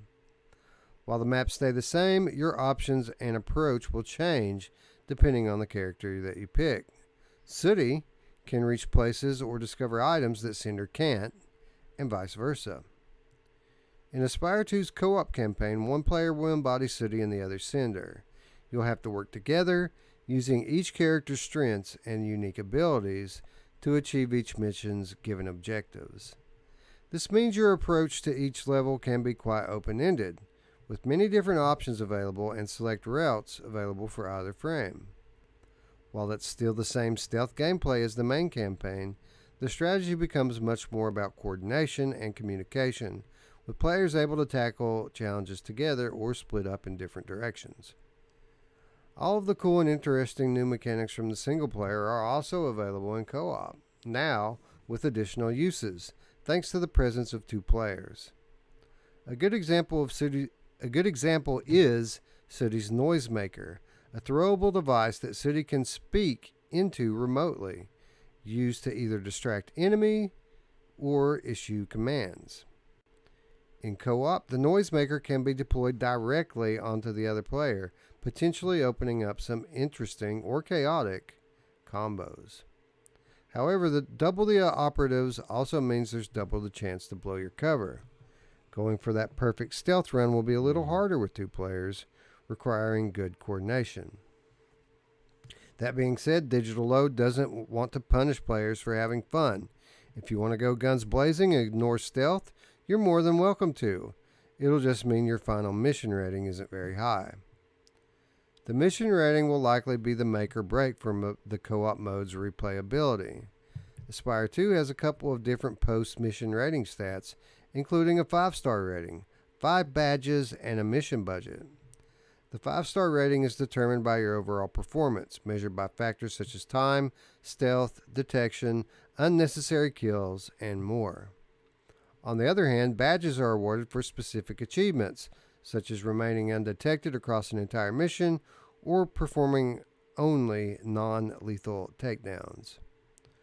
With only 4 co-op missions available at launch, it probably won't take you and a friend very long to work through the co-op campaign once, but hopefully those rating systems will give dedicated teams reasons to keep coming back for more.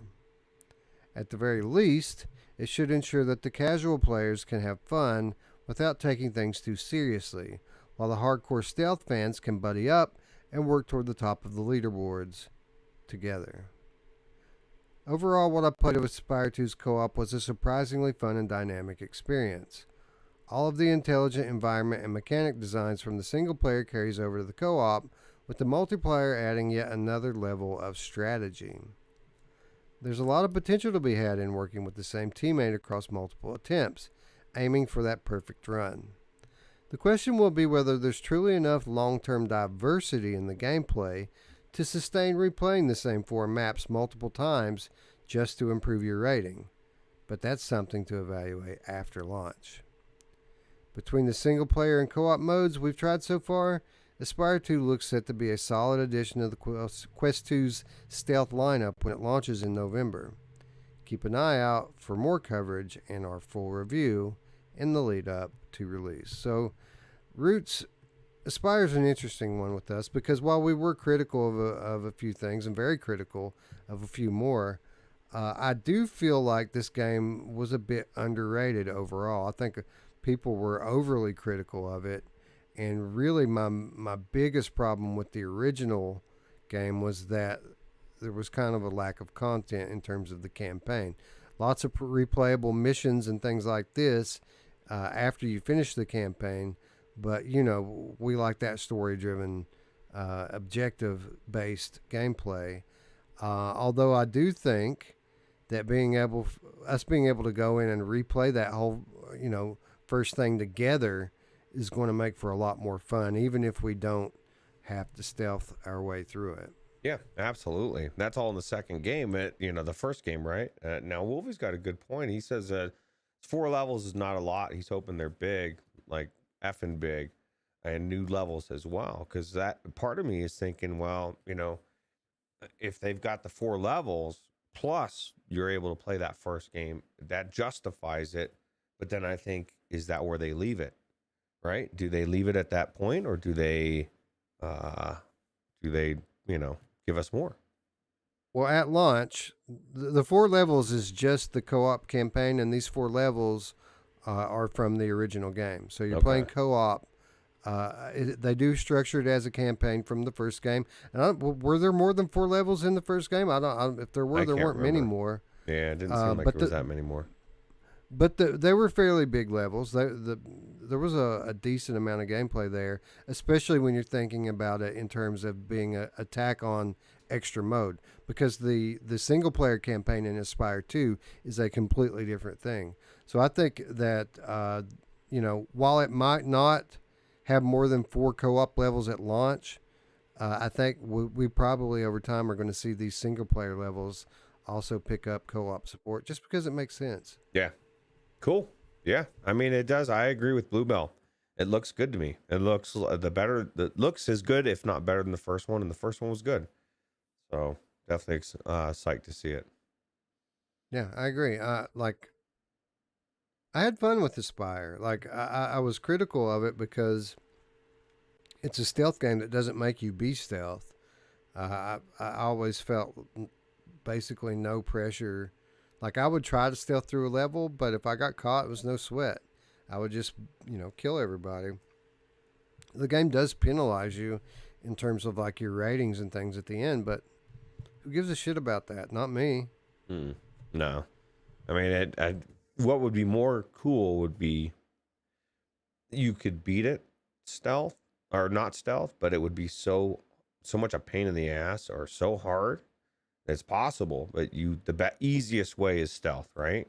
And then if you get caught, it's like, okay, I can do this, but now it's going to be a fucking bloodbath and then you get through it and you're like, oh my God, I can't believe I made it. That would be cool.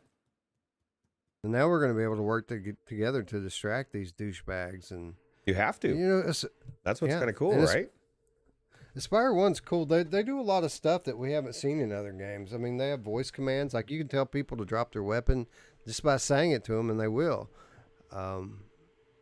And I mean, the way that they have the level set up, there's lots of different paths that you can take to get to your objective. A lot of the walls and things in this game are metallic, and you have magnetic hands and feet, so you can climb walls and stuff. And that's with your original frame. Who knows how much more these maps are going to open up now that you have an all new frame that's smaller and quicker. I'm sure you're going to be crawling in and out of vents and finding all sorts of new routes through these levels. Absolutely. Bacardi B says, hey all, Bacardi B, you won. You won the Walkabout Mini Golf game, Steam game, and the golf club and accessory, right? Mr. Task Plus. Yeah. Congratulations, Bacardi B. You won the package from Walkabout. So you get a copy of the game on Steam, a copy of the DLC on Steam, and you get the Mr. Task Swing Plus. So just hit me up on Discord, and we will get you your prize. Yep. Bluebell says, thank you for all the extra effort you guys put into this show. Thank you. Well, thank you for the $10 donation. That's awesome of you. Bluebell also thanking me a moment ago for the awesome notes. Tons of stuff on the cutting room floor I wanted to make up for not having a show last week, so we really loaded it down this week. Absolutely. And Bacardi B, if you didn't enter into it and you're surprised, it's because Wes didn't really tell people that you just said comment, so everybody got entered that commented on that episode, and you happened to get chosen. So that's why. Yeah. Yeah, you commented, which is big for the algorithm, and we appreciate it. Yeah, absolutely. Leave comments, people. Yeah, unless they're rude about Roots, then don't just save it. Keep it to yourself. My beard is clean, you son of a bitch. I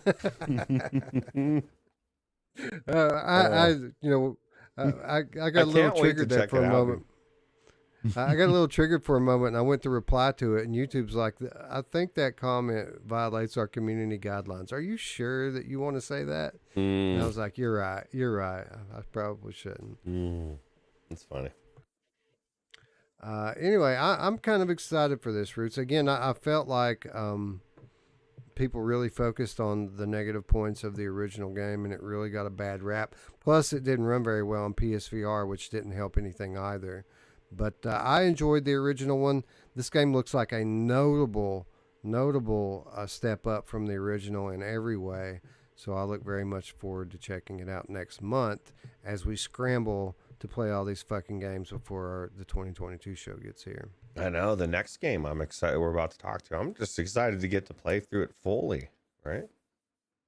Yeah, man. So why don't we go ahead and get into this week's reminders?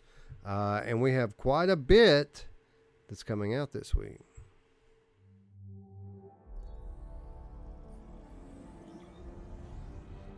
Your past has caught up with you. Why'd you stop selling weapons, Tony? You can't change the past. I want to change the world. All systems back online. Look alive out there, Stark. The world needs you, Tony. The world needs Iron Man.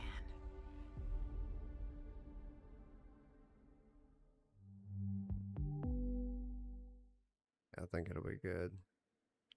Iron Man VR breaks free from cords and load screens on Quest 2. Roots, this one just friggin' snuck up on me, man. It's like nobody's covering this. Nobody's talking about it. This thing's out in 4 days? This thing comes out. Really looking forward to seeing what kind of a difference modern VR controllers and standalone headset is going to make on what already is the best superhero game in VR by a mile. Yeah, the game already, let's be honest, on the PlayStation VR platform, the movement was amazing. Even with there was nothing wrong with the game outside of really was the loading times, you know, and the limitations of turning around really were the things that sucked about this game. Everything else was great.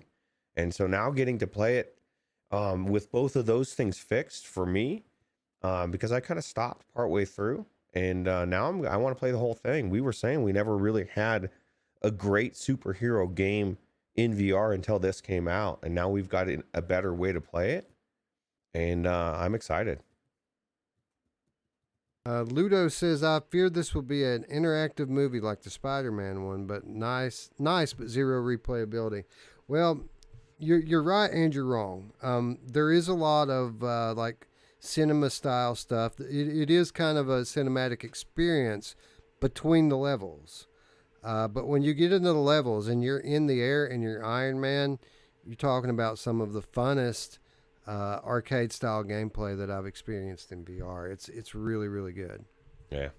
I'm just super excited. This is huge for VR in general, because there's a small portion of people that have played this on PlayStation VR compared to, I mean, all these Quest 2 people are going to now get a chance to it. That's a huge market, right? And it's, I think they're going to be it's going to do really well. Yeah, I think so as well. I mean, people love this Marvel Comics universe stuff, whether it be movies or television shows or video games. And again, this is an exceptional video game on PlayStation VR. I'm glad it's getting a second life, Ruuts, as Camouflage gets picked up by Oculus, which means that they've had a bunch of money behind porting this over. I bet it's going to be great. Yeah, absolutely. But that's not all, Ruuts, that's coming out this week, as we get a very interesting part 2 to a title we recently covered. Get it! It's a torpedo! Finish him!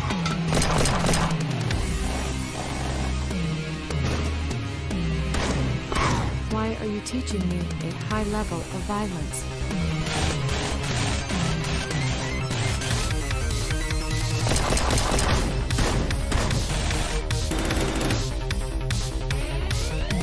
This is your new protocol.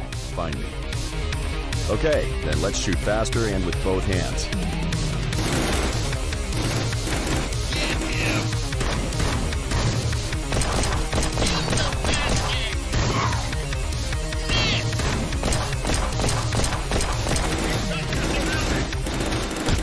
Ah, come on, motherfucker, remember! Done. Looks like that's all. Now it's your turn. Desperate, Vladivostok brings a new Bullet Hell shooter to Quest and PCVR next week. Ruuts, they're giving us the other half of our game. It was amazing. I really enjoyed the other half. You know what I mean? The way it was running around, chaotic and stuff. And I didn't think that I would think a different Crisis VR Brigade style would be as good. But I was wrong. It's definitely as good from what you were telling me. I have not gone into it yet, but I definitely need to check it out, because this I love the other version.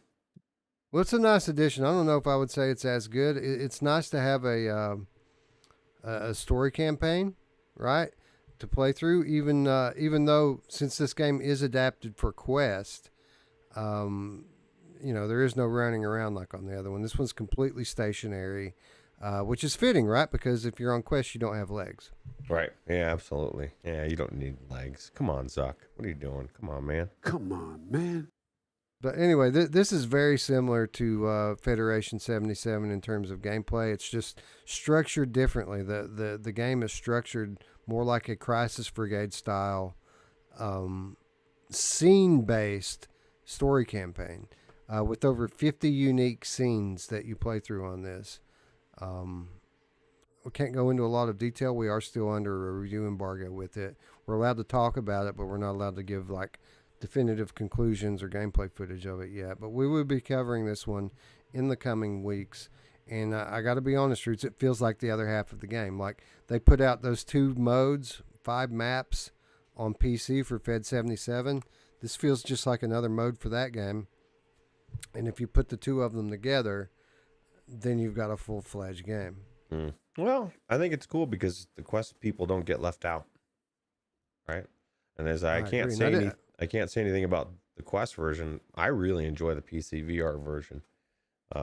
It's definitely unique. Yeah, I don't think you'll see any difference playing this on Quest. Honestly, the art styles translates over 1-to-1.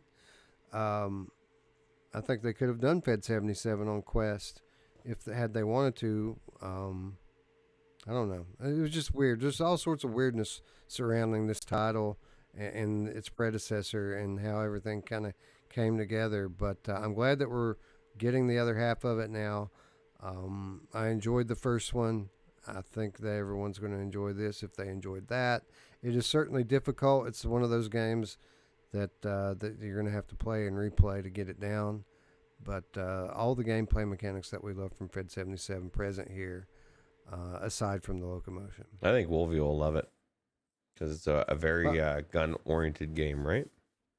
Yeah, and by the way, those of you who watched our Fed 77 real-time review, that game-breaking bug that we encountered at the end of the stream has been patched out now. It is corrected. You're not going to have your runs ended prematurely if you're interested in picking that one up for $10 on Steam right now. Yeah, nice. Bacardi B says they do not have PCVR for the Steam key, but they'll take the club attachment. Do you have the game, Bacardi B? Walkabout game. We'll give away the Walkabout to somebody else, right? Steam, maybe like you said in the end of the year show.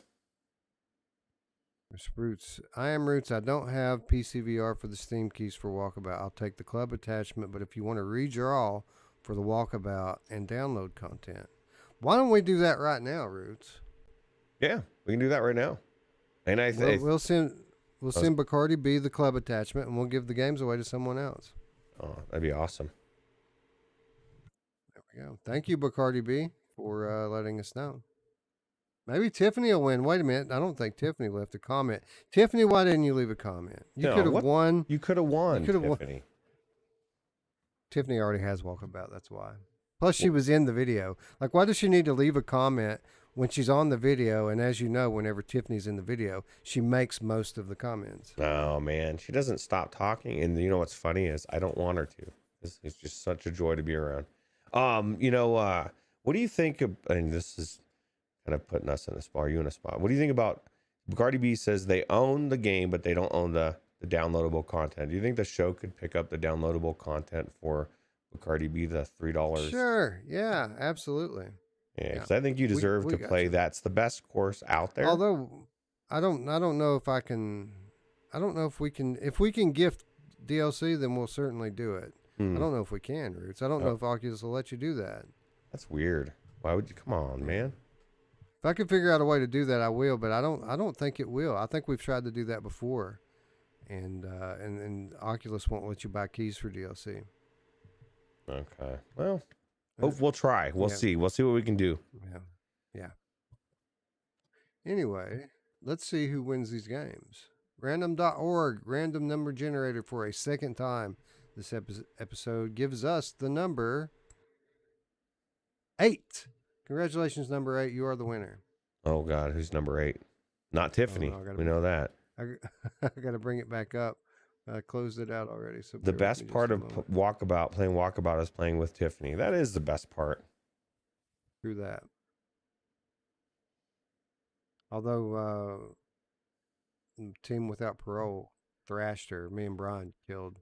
I had to leave early, but I had a lot of fun. It was fun hanging out with Brian. I don't get a chance to hang out, and I think even though he didn't say that there was much, because we were joking about people getting us, we're the same person. He's like, yeah, because we have so much in common, but we kind of do, Brian. We both play Fortnite. We love Fortnite. Right there, we're bros and VR. You're both my co-hosts. That's right, and we're both co-hosts with Wes. That's right. We got a lot in common. Just need you to grow out a beard now. 8. Stroke it. Stroking. All right, let's see. Oh, these are all jumbled up now. Where'd number 8 go?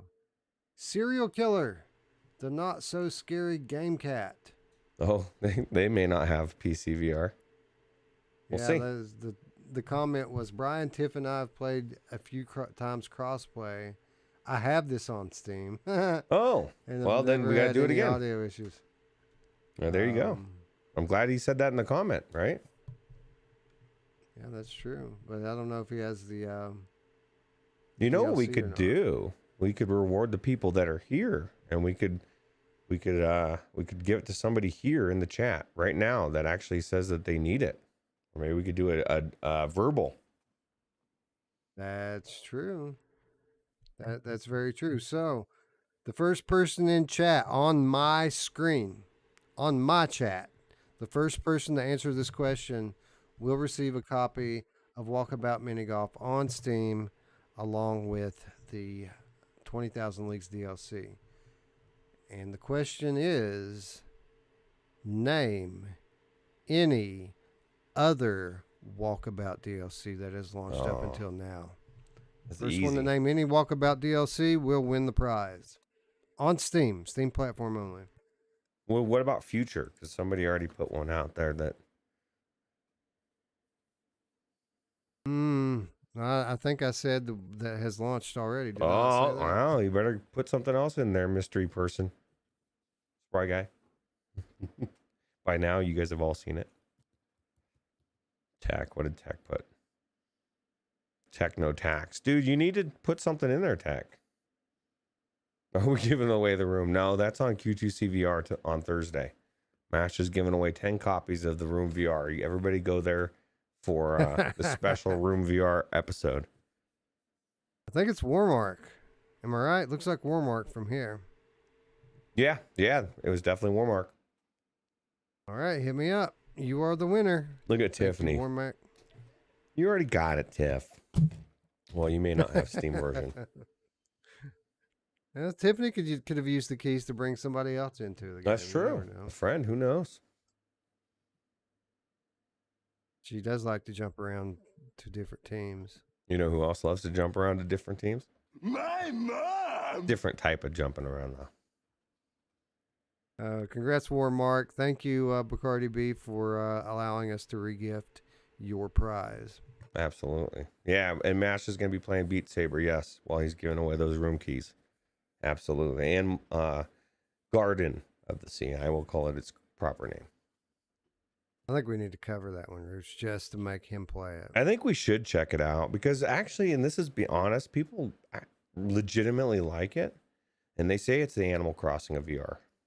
So Betty likes it. Betty says it's great. yeah, well, I trust Betty, Creeper Betty. Although it sounds weird saying that Creeper Betty. I think you need to say non-Creeper Betty. Discord winners, hit me up on Discord or Twitter. Put that in the chat here, Discord or Twitter. Gamer chick said she was trying to make sure Tech didn't get it. Well, yeah, we can respect that. Tech wins too much. Techno tax. I understand. I would do the same if I were in your situation, Tiffany. Thank you. Good looking out. You're really gonna love that Mr. Tass Swing Plus Bacardi from what people say, from what Wes was saying. He said it's amazing. Yeah, it makes the game much more comfortable to play, for sure. Anyway, we've got stuff that's already come out this week, Roots, and I can't wait to talk about this. Let's check the trailer out.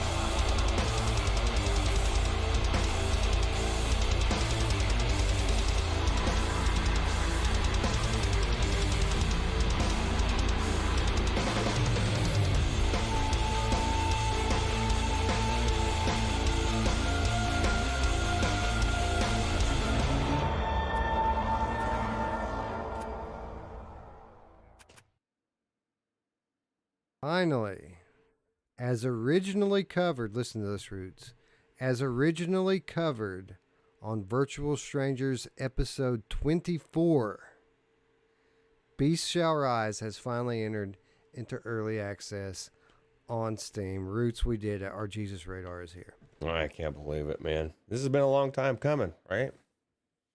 I think it looks amazing. Time.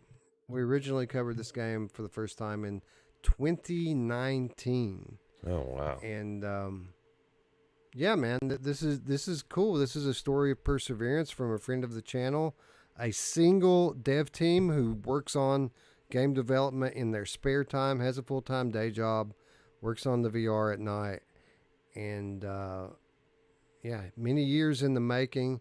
This game finally hits early access. Now, I do point out that the game is an early access game from a single dev, but apparently very busy. I looked at the change log on this today on Steam. It's already had like five or so updates since it launched, and talking to the developers, so much more planned for the game. As long as we can get enough of us in there buying this to support him, maybe in a few months he'll get quit his day job and can really go full swing into to working on it. That would be amazing. This game looks amazing, and I know there was a couple people, Techno Tax Glitch being one of them, saying that this game didn't run very well for them on the opening day. But like you said, they've done 5 patches. There's a reason why we've waited to cover it till this next Wednesday, is because we wanted to wait for a couple of these patches. And, a couple of the patches are performance related as well. And I think one of them even adds in DLSS support. So okay, you might try it again, Dak. Yeah, so check it out. Well, if you haven't returned it, we're going to be covering it again on Wednesday, so we'll be able to give you a definitive, our definitive decision on what we think of it. It looks cool, and I was looking at this person, Big Les, said they initially gave it a negative review, but after they managed to get it running after talking to the dev, or thanks to the dev, maybe because they put out a patch, they decided to check it out again, and they said they're actually saying it's got a lot of promise. And so I would recommend checking it out again, and definitely wait till Wednesday when we're talking about it, and we'll let you know what we think. Plus, we need to support our own people. This is one of our earliest friends of the channel, and we're the only channel covering this game. We've always been the only channel covering this game from day one. So yeah, we need to support our own and help this friend to live their dream and continue to working on this game, which subsequently, listening to the plans for it, it's going to be cool. If they're able to do everything that they're trying to do, this game's going to be awesome. Lots more to come on this one. We are covering this one this Wednesday on Strangers in the Night, so tune in then for our early impressions. Yep. Gamer Chick Gamer Cat. She is a Gamer Cat. Yeah. Gamer Chick 13, the Diet Pepsi Cat, says I'm so very impressed with single dev VR games. We need to support these folks. I forgive a single dev studio and doing a lot of patches in early access. They can't afford a robust QA team to test. And if you remember our conversation during our on location with Tiffany, she was putting over the QA team hard during that. So you're absolutely right. Crucial the QA team is, and when you don't have that, early access is a very important tool for you to make your game what it ought to be. Yep, absolutely. Tom Flesh Eater Gaming says, I love smaller dev companies. Quality can be there, and they listen to people who support them.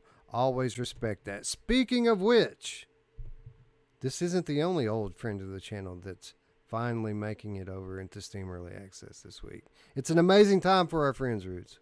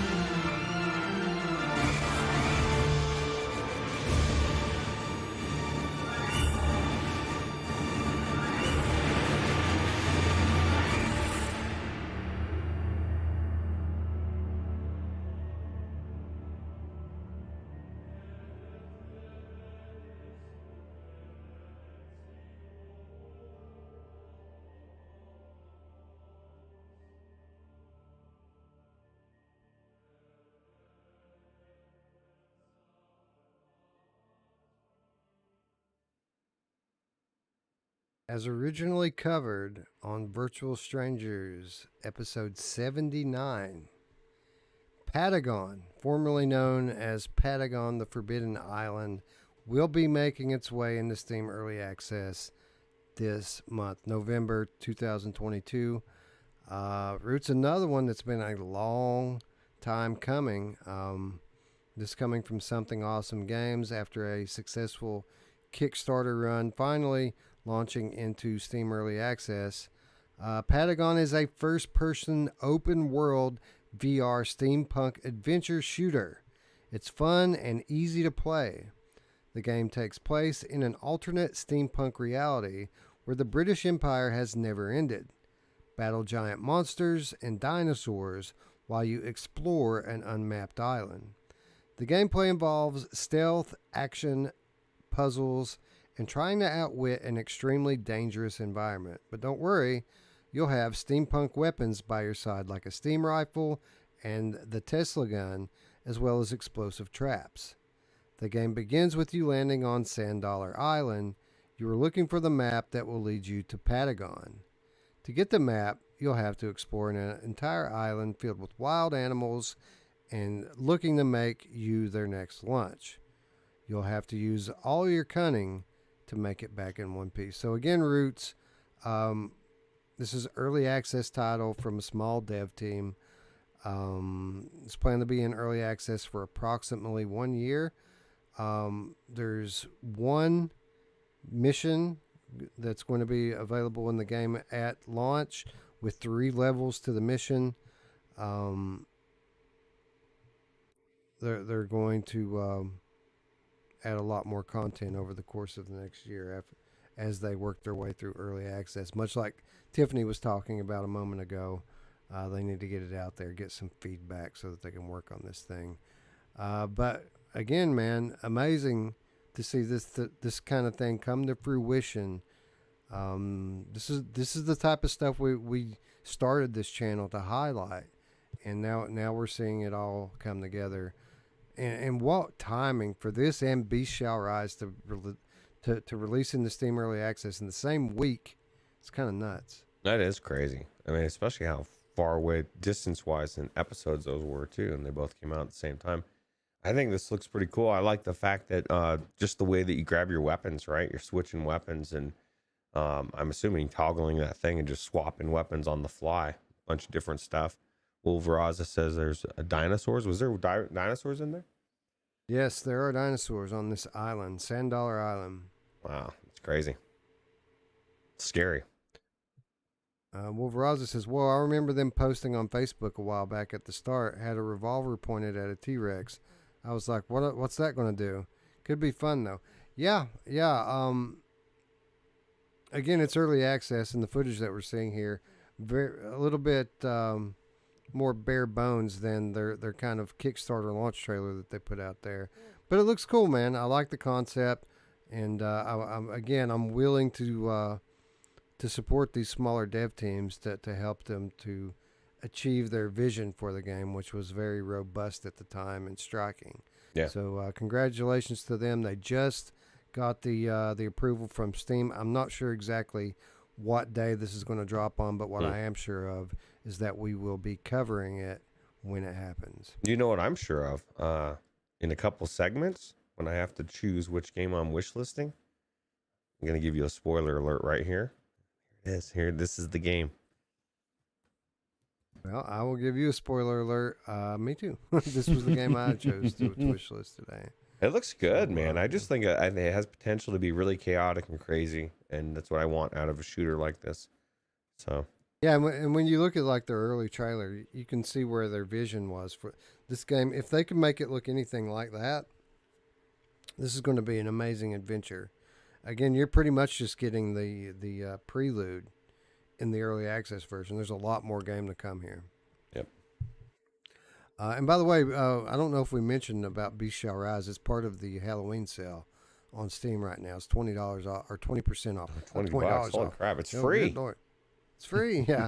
No, 20% off for Beast Shall Rise. $18 on Steam right now. So yeah. Tell you what, it's worth it. I want to pick it up. Yeah, and by the way, with Patagon here, that they did mention that as time goes on and they add more content into the game, the price is going to increase. So you might want to get in on the ground level now if you think this is something that you're going to be interested in. That's good news. That's the model. That's the model we want, because you're going to charge me for the game you're giving me. You know, like we were saying, some of these people can't afford the to have people test it, but that doesn't mean I should have to suffer for it and pay way too much for a game. And then as it gets more game and gets more refined, they get more money. It's a win-win-win. So makes sense. I like it. Yeah.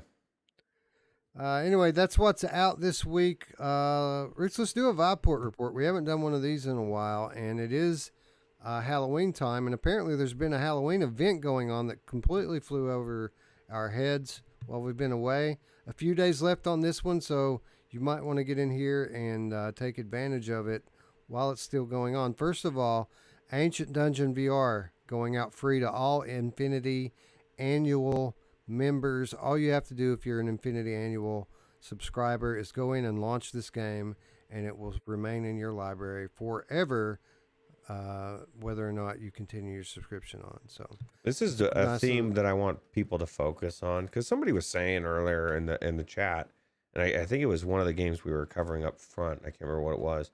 And they were saying they hoped it came to Espire 2, I think it was. I hope it comes to Viveport. And then somebody said, well, it'll probably only be annual. And I get that people think this way, but why do you not have the annual anyway? It's cheaper. It's cheaper, and you're clearly what you just told me in the chat. What somebody, I can't even remember who it was, is they're giving most of these really good games forever to the annual people. So become an annual member, and then it's not your problem. You know what I mean? It's a win-win again. And you still pay for it monthly. You're just making an annual commitment. Right. So you still make payments on it, and you save like 33% being an annual member. It's cheaper, and you're getting all these games, and then you know everything that they give you is for you, not just 78% or whatever it is, 85%.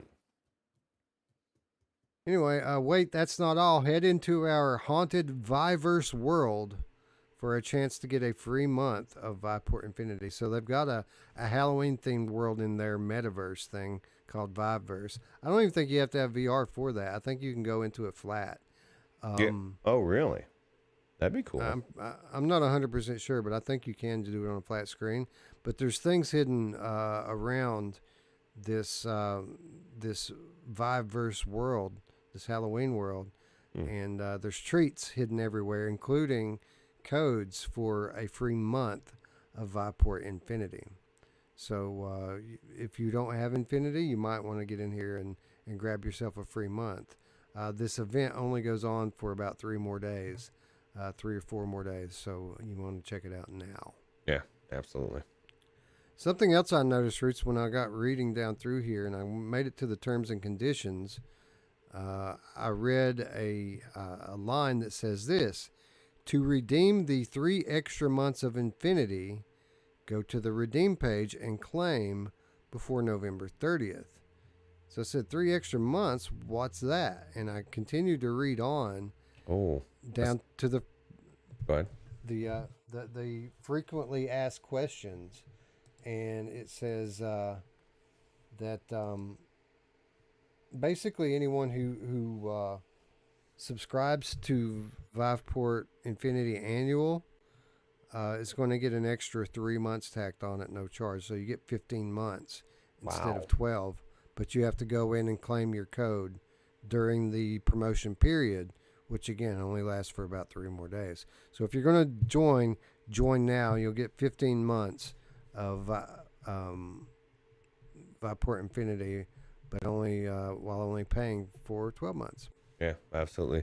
Now Jayaz says, I consider that a negative. Let me pay the year up front. I believe you can pay the year up front as well. They just don't require you to, because most people, that's the biggest thing, is myself included. A lot of times I don't have $130 or whatever the cost is to just throw down at a time. So I got to go monthly. So they give you that option, but I'm 99% sure you can pay for the year up front as well. Yeah, you can. You can buy it all at once if you want. It's just not required. Yeah.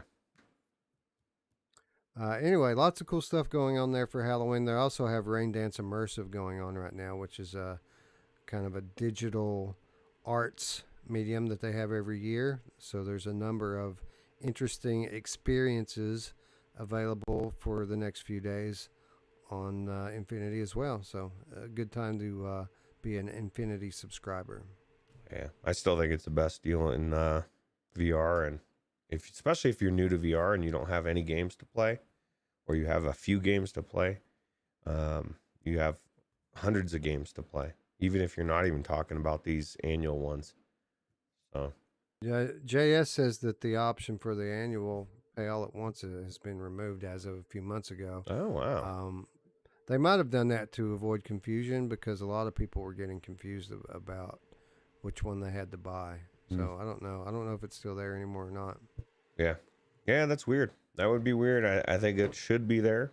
And if you're out there, Viveport, which I'm sure you are at some point, maybe bring it back, please. Make it obvious. Don't take it away. We need it. Although I wouldn't use it. I'd still be paying monthly. Yeah, for sure.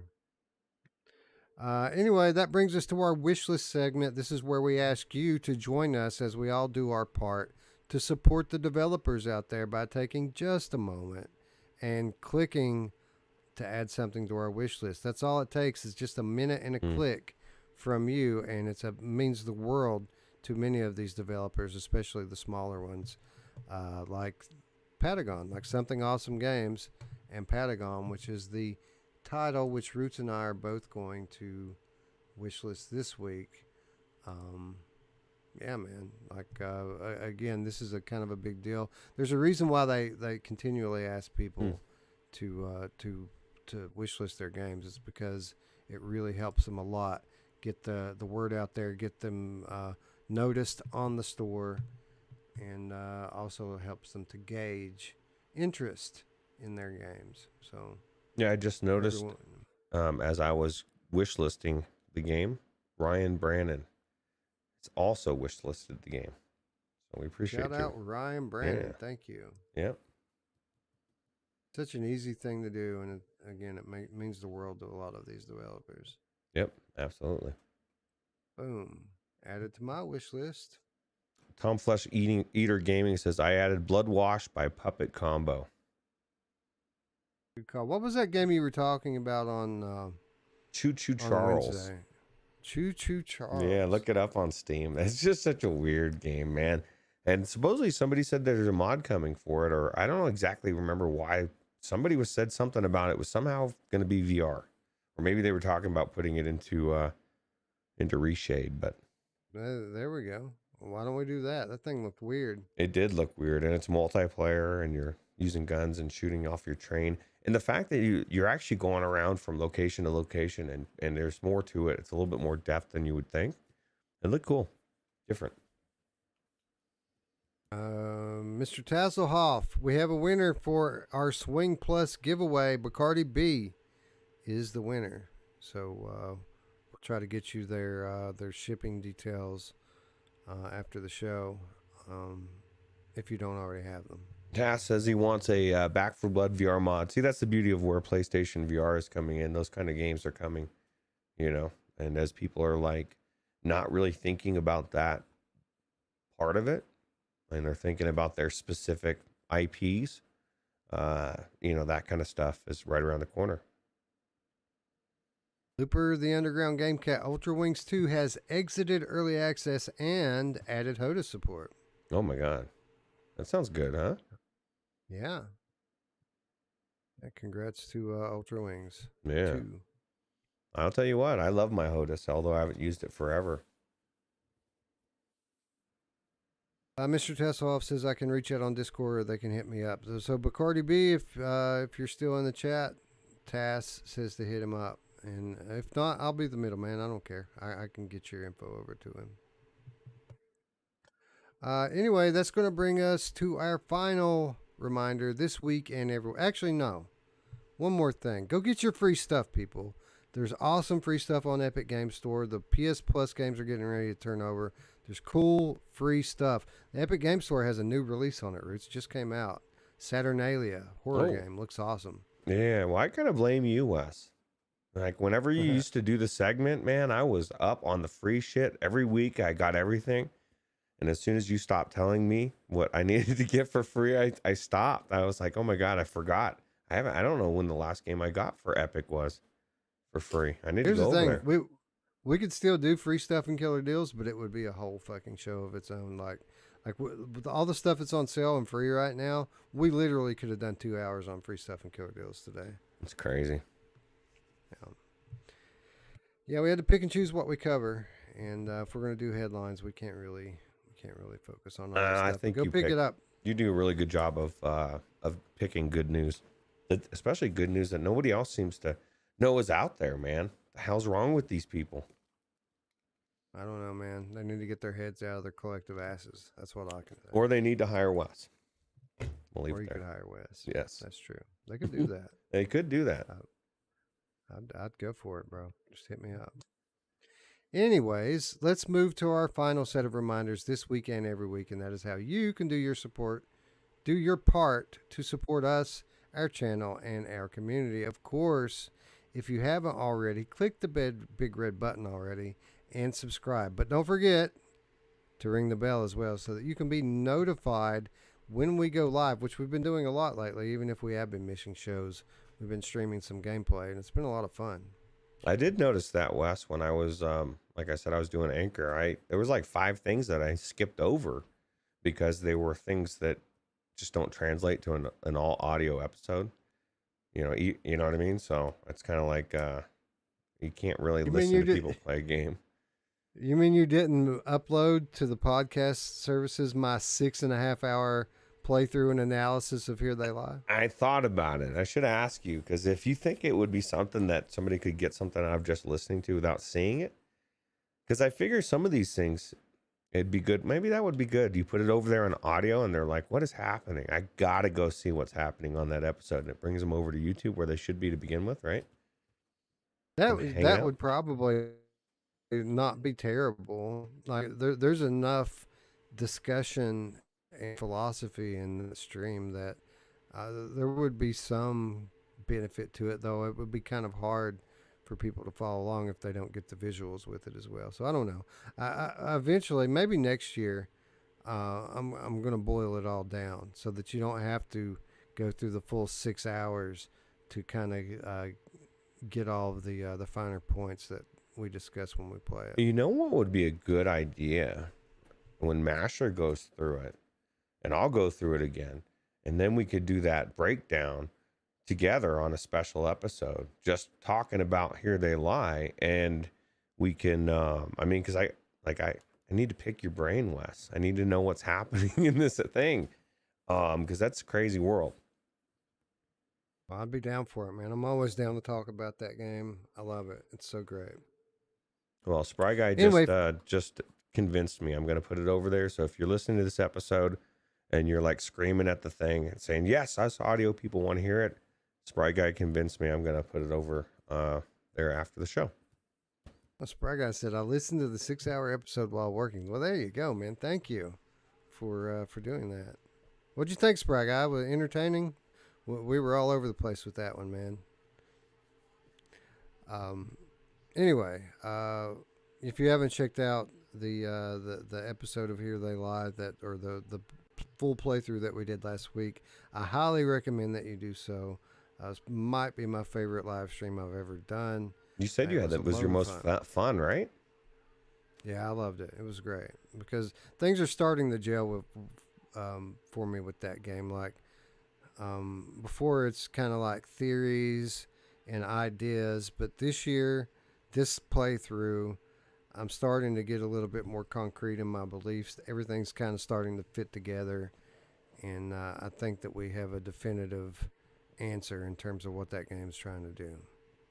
Yep, absolutely. Oh, here comes some super chats. Traveling Man 3775.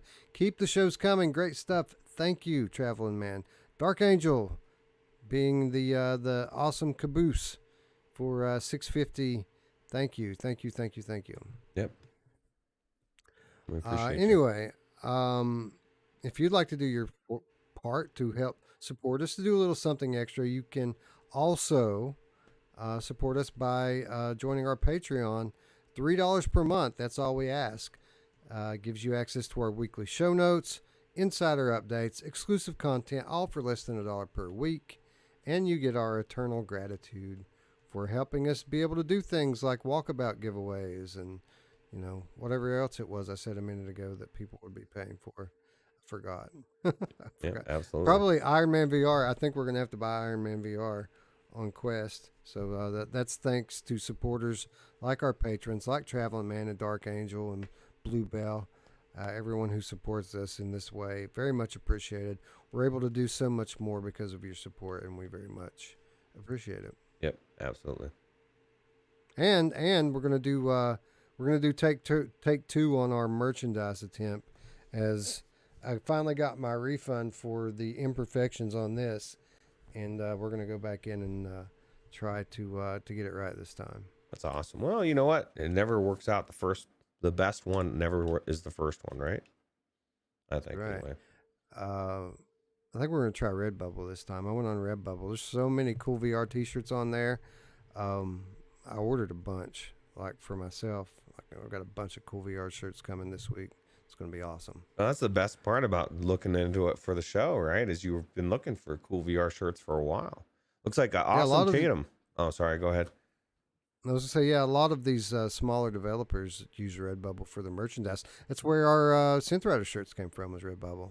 I don't know if I need to check my mail. I don't think I got it yet, or last time I checked. You didn't get it? Yeah, it's been a week or so since. I don't check my mail like once a week. I don't really check it that much. But Awesome Tatum says, happy Halloween, strangers, and helping us with a $4.99 super chat. We appreciate you. Thank you, Tatum. Thank you very much. We appreciate it. You check your email, bro. You should have like a receipt in there and a tracking number, I think. Okay. Yeah. It may be out there now. Last time I checked, when you guys had gotten yours, I hadn't got it, but yeah, I knew it was coming because I got a receipt when they ordered it. Like a Redbubble sent me a receipt to my email. Okay. Oh yeah, so don't say get Synth Riders while Gamer Chick is that she's already out. She's like, this man, I'm watching this show. Yeah, we've got an awesome Synth Rider shirt, Gamer Chick, Tiffany. Like, the devs over there were awesome. I asked them where I could buy their shirt, and they're like, you don't have to buy it. Like, awesome. Thank you. Anyways, where are we? Oh, Discord. You can join us on Discord. We're there 24/7, 365, lurking in the shadows, overseeing our minions as they get together and play multiplayer games and talk about movies and music and comedy and everything except for politics and religion. We don't talk about that stuff. Not anymore, Roots. Not anymore. Yeah, that was a big mistake, man, because everybody's not in kumbaya in this world, and we should be. We need to, like, you know what? We just all.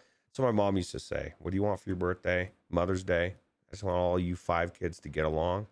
She said it in a nicer way, but I'm sure that's probably what Michelle says, right?